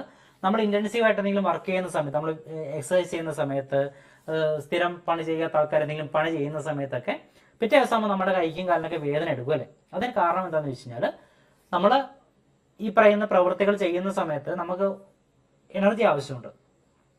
എനർജി ആവശ്യമുണ്ടെന്ന് പറഞ്ഞാൽ എനർജി നിർമ്മിക്കണമെങ്കിൽ ഗ്ലൂക്കോസിനെ വിഘടിപ്പിക്കണം, അതിന് ഓക്സിജൻ അകത്തേക്ക് ചെല്ലണം, ഓക്സിജൻ ചെന്നിട്ട് ഗ്ലൂക്കോസിനെ വിഘടിപ്പിച്ച് ഈ പറഞ്ഞ 30 ATP ഊർജ്ജം ഉണ്ടാക്കണം. അതാണ് നോർമൽ ശ്വസനം. ഈ നോർമൽ ശ്വസനം നടന്ന് ഊർജ്ജം ഉണ്ടാക്കി വരുമ്പോഴേക്കും നമ്മുടെ പണി തീരും. അതായത് ഈ വർക്ക് നമ്മൾ ചെയ്തുകൊണ്ടിരിക്കുന്ന വർക്ക് തീരും. അപ്പൊ അതുകൊണ്ട് തന്നെ വളരെ റാപ്പിഡായിട്ട് പെട്ടെന്ന് ഊർജ്ജം ഉണ്ടാക്കേണ്ട ഒരു വഴി വേണം. ആ വഴി എവിടെയുണ്ട്? നമ്മുടെ പേശികളിലുണ്ട്. നമ്മുടെ പേശികളിൽ എന്ത് ചെയ്യുന്നുണ്ട്? അനൈറോബിക് റെസ്പിറേഷൻ നടക്കുന്നുണ്ട്. ഗ്ലൂക്കോസിനെ നേരിട്ട് വിഘടിപ്പിച്ച് പൈറൂവിക് ആസിഡ് പൈറൂവിക് ആസിഡ് അല്ല ലാക്റ്റിക് ആസിഡ് എന്ന് പറയുന്ന ഫോമിലേക്ക് എത്തുന്ന ഏതാണ്ട് ഇതേ പ്രോസസ് തന്നെ. അവിടെ പൈറൂവിക് ആസിഡ് ആവുന്നുണ്ട്, അതിനുശേഷമാണ് ലാക്റ്റിക് ആസിഡിലേക്ക് എത്തുക. അപ്പോൾ അവിടെ അവസാനം കാർബൺ ഡൈ ഓക്സൈഡിന് പകരം എന്താ ഉണ്ടാകുന്നത്? ലാക്റ്റിക് ആസിഡ് ഉണ്ടാകുന്നത് അല്ലേ? അങ്ങനെ ലാക്റ്റിക് ആസിഡ് ഉണ്ടാകുന്ന ഈ ലാക്റ്റിക് ആസിഡ് ശരീരത്തിൽ നിന്ന് പുറത്തേക്ക് പോകാൻ താമസം എടുക്കും. അത് നമ്മുടെ മസിലുകളിൽ കുറച്ച് നേരം അവിടെ സ്റ്റേ ചെയ്യും. അങ്ങനെ സ്റ്റേ ചെയ്യുമ്പോഴാണ് പിറ്റേ ദിവസം നമുക്ക് എന്ത് ചെയ്യുന്നത്? വേദന എടുക്കുക എന്നുള്ളത് ജസ്റ്റ് ഒന്ന് മനസ്സിലാക്കി വെച്ചേക്കണം. അപ്പോൾ അങ്ങനെ അനൈറോബിക് എക്സ്പ്രഷൻ അഥവാ ഓക്സിജൻ ആവശ്യമില്ലാത്ത എക്സ്പ്രഷൻ എവിടെയും നടക്കുന്നുണ്ട്? നമ്മുടെ ശരീരത്തിലും മനുഷ്യരുടെ ശരീരത്തിലും നടക്കുന്നുണ്ടെന്നുള്ളത് ഒന്ന് മനസ്സിലാക്കി വെച്ചേക്കാം. ഓക്കെ അല്ലേ? അപ്പോൾ അങ്ങനെ മനുഷ്യനടക്കമുള്ള ജന്തുക്കളിലും സസ്യങ്ങളിലും ശ്വസനം നടക്കുന്നത് ഓക്സിജൻ ഉപയോഗിച്ചാണ്. ഇത്തരം ശ്വസനത്തെ എയ്റോബിക് ശ്വസനം എന്ന് വിളിക്കുന്നു. എന്നാൽ ചില ബാക്ടീരിയകൾ, ഈസ്റ്റ് എന്നിവയിൽ ശ്വസനം നടക്കുന്നത് ഓക്സിജൻ ഉപയോഗിക്കാതെയാണ്. ഇത്തരം ശ്വസനത്തെ എനോഎയ്റോബിക് റെസ്പിറേഷൻ എന്ന് പറയും. ഓക്കെ, നമ്മൾ പറഞ്ഞ കാര്യം തന്നെ ഈ കണ്ട കാര്യം തന്നെ ഒന്ന് എക്സ്പ്ലെയിൻ ചെയ്ത് വെച്ചിട്ടുണ്ടെന്നുള്ളൂ കേട്ടോ. ഓക്കെ, ഇനി എന്താ പറഞ്ഞിരിക്കുന്നത്? ഇനി ഗ്ലൂക്കോസിൽ നിന്ന് ഊർജ്ജം ഉത്പാദിപ്പിക്കുന്നത് എപ്രകാരമാണെന്ന് നമ്മൾ മനസ്സിലാക്കി. ഇതടക്കമുള്ള മെറ്റബോളിക് പ്രവർത്തനങ്ങളുടെ ഫലമായിട്ട് കോശങ്ങളിൽ ധാരാളം ഉപോൽപ്പന്നങ്ങൾ ഉണ്ടാകുന്നു. അവ ആന്തര സമസ്ഥിതിക്ക് ദോഷകരമായതിനാൽ മാലിന്യം എന്ന നിലയിലേക്ക് മാറുന്നു. ഇത്തരം മാലിന്യങ്ങളെ ശരീരത്തിൽ നിന്ന് പുറന്തള്ളുന്ന പ്രക്രിയയാണെന്ത്? വിസർജനം അഥവാ എക്സ്ക്രീഷൻ. അപ്പൊ അതായത് ഇപ്പൊ ഈ കാർബൺ ഡൈ ഓക്സൈഡ് ഉണ്ടായതുപോലെ തന്നെ നമുക്ക് ആവശ്യമില്ലാത്ത ഒരുപാട് പദാർത്ഥങ്ങൾ പല പ്രവർത്തനങ്ങളുടെ ഫലമായിട്ട് മനുഷ്യ ശരീരത്തിൽ രൂപം കൊള്ളുന്നു, കോശങ്ങളിൽ രൂപം കൊള്ളുന്നുണ്ട്. അങ്ങനെ രൂപം കൊള്ളുന്ന പദാർത്ഥങ്ങളെയൊക്കെ എന്ത് ചെയ്യണം? ശരീരത്തിൽ നിന്ന് പുറത്ത് കളയണം. അങ്ങനെ പുറത്ത് കളയുന്ന പ്രക്രിയയെ വിളിക്കുന്ന പേരാണെന്ത്? വിസർജനം എന്ന് പറയുന്നത്. ആ വിസർജനത്തെ പറ്റിയാണ് അടുത്ത ക്ലാസ്സിൽ നമുക്ക് നോക്കാനുള്ളത്. ശ്വസനവുമായി ബന്ധപ്പെട്ട് പഠിക്കേണ്ട എൻ്റെ കാര്യങ്ങൾ നമ്മൾ ചർച്ച ചെയ്ത് കഴിഞ്ഞു. ഇനി കുറച്ച് ചോദ്യങ്ങളും അതിൻ്റെ ഉത്തരങ്ങളും കൂടെ ആയിക്കഴിഞ്ഞാൽ കംപ്ലീറ്റ് കാര്യങ്ങളാണ് കേട്ടോ. സോ നമുക്ക് അതും കൂടെ നോക്കിയേക്കാം. ഈ ക്ലാസ്സിൽ തന്നെ തീർത്തേക്കാം. അപ്പോൾ ഒരു 3 ചോദ്യങ്ങൾ ഇതെനിക്ക് തോന്നുന്നു പഴയ ടെക്സ്റ്റ് ബുക്കിലെ 7ാം ക്ലാസ്സിലെ മറ്റേ ചോദ്യമാണ്. ആദ്യത്തെ ക്വസ്റ്റ്യൻ നോക്കാം നമുക്ക്. വായുവറകളിൽ നിന്ന് ഡിഫ്യൂഷൻ വഴി ഓക്സിജൻ രക്തത്തിലേക്ക് പ്രവേശിക്കുന്നതിനുള്ള കാരണം. സോറി, ഇത് പഴയതല്ല കേട്ടോ, ഇത് പുതിയ ടെക്സ്റ്റിലെ കാര്യമാണ്. പഴയ ടെക്സ്റ്റിലുള്ള കണ്ടന്റ് വരുന്നുണ്ട്. വായുവറകളിൽ നിന്ന് ഡിഫ്യൂഷൻ വഴി ഓക്സിജൻ രക്തത്തിലേക്ക് പ്രവേശിക്കാനുള്ള കാരണം എന്താണെന്നാണ് ചോദിച്ചിരിക്കുന്നത്. അതായത് വായുവറകളിൽ ഓക്സിജൻ എത്തുന്നു, അത് ലോമികളിലേക്ക് കയറുന്നതിനുള്ള കാരണം. രക്തത്തിലെ ഓക്സിജന്റെ ഗാഢത കുറവ് അല്ലെ? രക്തത്തിലെ ഓക്സിജൻ ഗാഢത കുറവാകുമ്പോൾ കൂടിയ സ്ഥലത്ത് നിന്ന് കുറഞ്ഞ സ്ഥലത്തേക്ക് പോകുന്നുണ്ട്. വായുവറകളുടെയും രക്തലോമികളുടെയും ഭിത്തിയുടെ കനം കുറവ്. അതെ, ഒരു നിര കോശം മാത്രമേ ഉള്ളൂ, കനം കുറവാണ്. അപ്പൊ അതും റീസൺ ആണ്. വായുവറകളിൽ ഓക്സിജന്റെ ഗാഢത കൂടുതൽ. വായുവറകളിൽ ഓക്സിജന്റെ ഗാഢത കൂടുതലാണ്. അപ്പൊ ഇതെല്ലാം ശരി തന്നെ. ഇവയെല്ലാം ശരി എന്നുള്ള ലാസ്റ്റ് സ്റ്റേറ്റ്മെന്റ് ആയിരിക്കും അവിടെ നമുക്ക് ആൻസർ ആയിട്ട് കൊടുക്കാൻ പറ്റുന്നില്ല. അപ്പൊ ഇവിടുത്തെ ഉത്തരം പറയുന്ന ഇവയെല്ലാം എന്നുള്ളതായിരിക്കും ഇവിടുത്തെ ആൻസർ വരിക. ഓക്കെ, അടുത്ത ചോദ്യത്തിലേക്ക് കിടക്കാം. അടുത്ത ചോദ്യം എന്താണ്? ചുവടെ കൊടുത്തിരിക്കുന്ന പ്രവർത്തനങ്ങൾ നിരീക്ഷിക്കൂ. 2 പ്രവർത്തനങ്ങളിലും സസ്യങ്ങളിലും ജന്തുക്കളിലും നടക്കുന്ന പ്രവർത്തനം എന്നാണ് ചോദിച്ചിരിക്കുന്നത്. ആദ്യത്തെ പ്രോസസ് എന്താണ്? C6H12O6. എന്താ സാധനം? അത് ഗ്ലൂക്കോസ് ആണ് അല്ലെ? ഗ്ലൂക്കോസും ഓക്സിജനും ചേരുന്നു. അവിടെ കാർബൺ ഡൈ ഓക്സൈഡും ജലവും ഊർജ്ജവും ഉണ്ടാകും. ഇതേതാണ്? ഇത് നമ്മുടെ കോശ ശ്വസനം എന്ന് പറയുന്ന പ്രോസസ് ആണ് ഈ കാണുന്നത് അല്ലെ? അടുത്ത എന്താണ്? കാർബൺ ഡൈ ഓക്സൈഡും ജലവും ഉപയോഗിച്ചുകൊണ്ട് പ്രകാശത്തിന്റെ സാന്നിധ്യത്തിൽ ഹരിതകങ്ങളിൽ വെച്ചിട്ട് എന്തുണ്ടാകുന്നു? ഗ്ലൂക്കോസ് ഉണ്ടാകും. ഇതെന്താണ്? ഇത് പ്രകാശ സംശ്ലേഷണമാണ്. അപ്പൊ ആദ്യത്തെ ശ്വസനമാണ്, രണ്ടാമത്തെ പ്രകാശ സംശ്ലേഷണമാണ്. ഈ 2 പ്രവർത്തനങ്ങളിൽ സസ്യങ്ങളിലും ജന്തുക്കളിലും നടക്കുന്നു. സസ്യങ്ങളിലും ജന്തുക്കളിലും നടക്കുന്ന പ്രവർത്തനം ഏതാണ്? അത് ഒന്നാമത്തെ മാത്രമാണ്. അഥവാ നമ്മുടെ ശ്വസനം മാത്രമാണ് സസ്യങ്ങളിലും ജന്തുക്കളിലും നടക്കുക. സസ്യങ്ങളിൽ മാത്രം നടക്കുന്ന പ്രവർത്തനം, സസ്യങ്ങളിൽ മാത്രം നടക്കുന്ന ഏതാണ്? അത് പ്രകാശ സംശ്ലേഷണമാണ്, രണ്ടാമത്താണ് അല്ലെ? എന്നാൽ സസ്യങ്ങളിൽ 2 നടക്കുന്നുണ്ട്. ശ്വസനവും പ്രകാശ സംശ്ലേഷണവും രണ്ടും സസ്യങ്ങളിൽ നടക്കുന്നുണ്ട്. സസ്യങ്ങളിൽ മാത്രം നടക്കുന്ന പ്രോസസ് എന്ന് വെച്ചാൽ ഏതാണ്? അത് 2 മാത്രമാണെന്നുള്ള മനസ്സിലാക്കിയിരുന്നു. ഓക്കെ, ക്ലിയർ ആണെന്ന് വിചാരിക്കുന്നു. അപ്പൊ സസ്യങ്ങളിലും ജന്തുക്കളിലും ശ്വസനം നടക്കുന്നുണ്ട്, സസ്യങ്ങളിൽ മാത്രമാണ് പ്രകാശ സംശ്ലേഷണം നടക്കുന്നത്. ഓക്കെ, അപ്പൊ ഈ ഇക്വേഷൻ കണ്ടു കഴിഞ്ഞാൽ ഏതാണെന്നൊക്കെ മനസ്സിലാക്കാനുള്ള ഒരു ഐഡിയ നിങ്ങൾക്ക് കിട്ടിയിട്ടുണ്ടെന്ന് വിചാരിക്കുന്നു. അപ്പൊ അതൊന്ന് മനസ്സിലാക്കി എടുക്കണം കേട്ടോ. അടുത്തത് നോക്കാം. ഓക്സിജന്റെയും കാർബൺ ഡൈ ഓക്സൈഡിന്റെയും സംവഹനത്തിൽ ഹീമോഗ്ലോബിൻ വഹിക്കുന്ന പങ്ക് എന്താണ്? ഹീമോഗ്ലോബിന്റെ പങ്ക് ഓക്സിജനും ഹീമോഗ്ലോബിനുമായിട്ട് ചേർന്നിട്ട് ഓക്സി ഹീമോഗ്ലോബിനും, കാർബൺ ഡൈ ഓക്സൈഡും ഹീമോഗ്ലോബിനും ചേർന്നിട്ട് കാർബാമിനോ ഹീമോഗ്ലോബിനും ഉണ്ടാകുന്നുണ്ട്. അപ്പൊ അങ്ങനെയുള്ള ആ സംയുക്തങ്ങളാണ് ഓക്സിജന്റെയും കാർബൺ ഡൈ ഓക്സൈഡിന്റെയും ഒക്കെ സംവഹനത്തിന് സഹായിക്കുക എന്നുള്ളത് നമ്മൾ പറഞ്ഞായിരുന്നു. ഓക്കെ, ഇനി അടുത്തത് പഴയ ടെക്സ്റ്റ് ബുക്കിലെ കണ്ടന്റിലേക്ക് നമുക്ക് പോവാം. 3 ചോദ്യങ്ങളുണ്ട്. ഫസ്റ്റ് ക്വസ്റ്റ്യൻ എന്താണ്? തന്നിരിക്കുന്നവയിൽ ഏതാണ് കാര്യക്ഷമമായ വാതക വിനിമയ പ്രതലത്തിന്റെ സവിശേഷത അല്ലാത്തത്? അതായത് വാതക വിനിമയത്തിന് സഹായിക്കുന്ന പ്രതലങ്ങളുടെ സവിശേഷത അല്ലാത്ത എന്നാണ് ചോദ്യം. കട്ടി കൂടിയ ഭിത്തി ശരിയാണല്ല, കട്ടി കുറഞ്ഞ ഭിത്തിയാണ് വേണ്ടത്. അപ്പൊ ആദ്യത്തെ തന്നെ തെറ്റാണ്, അല്ലെങ്കിൽ ആദ്യത്തെ തന്നെ നമ്മുടെ ആൻസർ ആയിട്ട് നമുക്ക് കൊടുക്കാം. രക്തലോമികകളുടെ സാമീപ്യം, രക്തലോമികൾ അടുത്ത് വേണമെങ്കിൽ മാത്രമേ വാതക വിനിമയം പ്രോപ്പറായിട്ട് നടക്കത്തുള്ളൂ. കാരണം ഓക്സിജൻ അങ്ങോട്ടും ഇങ്ങോട്ടും രക്തത്തിലേക്ക് കലരണമല്ലോ. അടുത്ത ഈർപ്പമുള്ള ആവരണം, ശരിയാണ്, ഈർപ്പം ആവശ്യമുണ്ട് അല്ലെ? വലിയ പ്രതല വിസ്തീർണം ആവശ്യത്തിൽ കൂടുതൽ വേണം, എങ്കിൽ മാത്രമേ പ്രോസസ്സ് കംപ്ലീറ്റ് ആയിട്ട് കൃത്യമായിട്ട് നടന്നു പോകത്തുള്ളൂ. ഓക്കെ, അടുത്തേക്ക് പോവാം. അടുത്ത ചിത്രം പകർത്തി വെച്ച് ഭാഗങ്ങൾ അടയാളപ്പെടുത്താനാണ്. അതെന്തായാലും നിങ്ങൾ സൗകര്യം പോലെ എന്തോ ചെയ്താൽ മതി. ഇപ്പോൾ സിമ്പിളായിട്ട് പറയാനാണെങ്കിൽ ഈ കാണുന്നത് ശ്വസനിയാണ്. ദെൻ ഈ കാണുന്നത് ഏറ്റവും ഉള്ളിൽ വരുന്നത് അതായത് ശ്വസനികയാവും. ശ്വസനികയുടെ ഏറ്റവും ഉള്ളിൽ ചില നേരത്ത് നമ്മുടെ ആൽവിയോളസ് ആണ് ഈ കാണുന്നത് കേട്ടോ. വായുവറകളാണ് അവർ ഉദ്ദേശിച്ചിരിക്കുന്നത്. ദെൻ അതിന് ശേഷം ഈ കാണുന്ന ഡയഫ്രം ആണ് അല്ലേ, ഈ കാണുന്ന സി എന്ന് മാർക്കിയിരിക്കുന്ന ഡയഫ്രം ആണ്. ഓക്കെ, പോട്ടെ. എൻ്റെ ഉത്തരം പറയേണ്ടെന്നാണ് വിചാരിച്ചിരുന്നത്, എങ്കിലും പറഞ്ഞു, അറിയാതെ പറഞ്ഞു പോയി. അടുത്ത എന്താണ്, വാതക വിനിമയത്തിൽ ചുവടെ നൽകിയിരിക്കുന്നവരുടെ പങ്ക് എഴുതാനാണ് പറഞ്ഞിരിക്കുന്നത്. പ്ലാസ്മ, RBC, ഹീമോഗ്ലോബിൻ എന്ന് പറഞ്ഞിട്ടുണ്ട്. ഈ പറയുന്ന 3 പേരും വാതക വിനിമയത്തിന് സഹായിക്കുന്നുണ്ട്. ഹീമോഗ്ലോബിന്റെ കേസ് നമ്മൾ തൊട്ട് മുമ്പത്തെ ചോദ്യത്തിൽ പറഞ്ഞതേ ഉള്ളൂ. ഹീമോഗ്ലോബിൻ എന്ന് പറയുന്ന ആളിലേക്കാണ് എന്താ പറയുക, അതിൻ്റെ അകത്തുള്ള ഹീമോഗ്ലോബിനിലേക്ക് ഓക്സിജനും കാർബൺ ഡൈ ഓക്സൈഡ് അറ്റാച്ച് ചെയ്യപ്പെടുന്നുണ്ട്. ഓക്സിജൻ അറ്റാച്ച് ചെയ്തിട്ട് ഓക്സി ഹീമോഗ്ലോബിനും കാർബൺ ഡൈ ഓക്സൈഡ് അറ്റാച്ച് ചെയ്തിട്ട് കാർബാമിനും ഹീമോഗ്ലോബിനും ഒക്കെ ഉണ്ടാകുന്നുണ്ട്. നമ്മളിത് പറഞ്ഞതാണ്. RBCയുടെ കേസിൽ നമ്മൾ പറഞ്ഞു, RBCയിൽ ഉള്ള ജലത്തിലേക്ക് ഓക്സിജനും കാർബൺ ഡൈ ഓക്സൈഡ് അല്ലേ, കാർബൺ ഡൈ ഓക്സൈഡ് ആണ് എത്തുക. കാർബൺ ഡൈ ഓക്സൈഡ് ബൈകാർബണേറ്റുകൾ രൂപീകരിക്കപ്പെടുന്നു. അതിനുശേഷം ആ ബൈകാർബണേറ്റുകൾ നമ്മുടെ പ്ലാസ്മയിലേക്ക് പിന്നീട് ഡിഫ്യൂസ് ചെയ്യപ്പെടുന്നുണ്ട്. കാർബൺ ഡൈ ഓക്സൈഡായിട്ട് മാറി തിരിച്ച് പ്ലാസ്മയിലേക്ക് എത്തുന്നുണ്ട്. പ്ലാസ്മയുടെ കേസ് നമ്മൾ പറഞ്ഞു, കോശങ്ങളിൽ നിന്ന് ഒരു 7% തോന്നുന്നു അല്ലേ കൃത്യമായ വാല്യൂ. നമ്മൾ എന്തായാലും നേരത്തെ പറഞ്ഞാണ്, PDF ഇത് കിടപ്പുണ്ട്. കാർബൺ ഡൈ ഓക്സൈഡ് എന്ത് ചെയ്യുന്നുണ്ട്, പ്ലാസ്മയിലേക്കും കുറച്ച് കലരുന്നുണ്ട്. അതും അവസാനം തിരിച്ച് ശ്വാസകോശത്തിലേക്ക് എത്തുന്നുണ്ട്. ഓക്കെ, സോ അത്രയേ ഉള്ളൂ ഇന്നത്തെ ക്ലാസ്സിൽ പറയാനായിട്ട്. സോ ഇന്ന് നമ്മൾ ഒരുപാട് കാര്യങ്ങൾ ചർച്ച ചെയ്തു. പറഞ്ഞ കണ്ടന്റുകളെല്ലാം നിങ്ങൾക്ക് ക്ലിയർ ആയിട്ടും വ്യക്തമായിട്ടും മനസ്സിലായെന്ന് പ്രതീക്ഷിക്കുന്നു. PDF നിങ്ങൾക്ക് നോട്ടായിട്ട് കിട്ടും. ചിലപ്പോൾ ഈ ക്ലാസ് ഞാൻ യൂട്യൂബിലും ഇടും കേട്ടോ. അപ്പോൾ എൻ്റെ കാര്യങ്ങൾ ഇമ്പോർട്ടൻ്റ് ആണ്. പഴയ ടെക്സ്റ്റ് ബുക്കും പുതിയ ടെക്സ്റ്റ് ബുക്കും ഒക്കെ നമ്മൾ കവർ ചെയ്തിട്ടുണ്ട്. സോ ക്ലാസ്സുമായി ബന്ധപ്പെട്ട് ഇന്നത്തെ ക്ലാസ്സുമായി ബന്ധപ്പെട്ട് എന്തെങ്കിലും നിർദ്ദേശങ്ങളുണ്ടെങ്കിൽ നിങ്ങൾ തീർച്ചയായിട്ടും മെസ്സേജ് അയക്കുക. മറ്റു ക്ലാസ്സിൽ വീണ്ടും കാണാം. ബൈ. Thank you.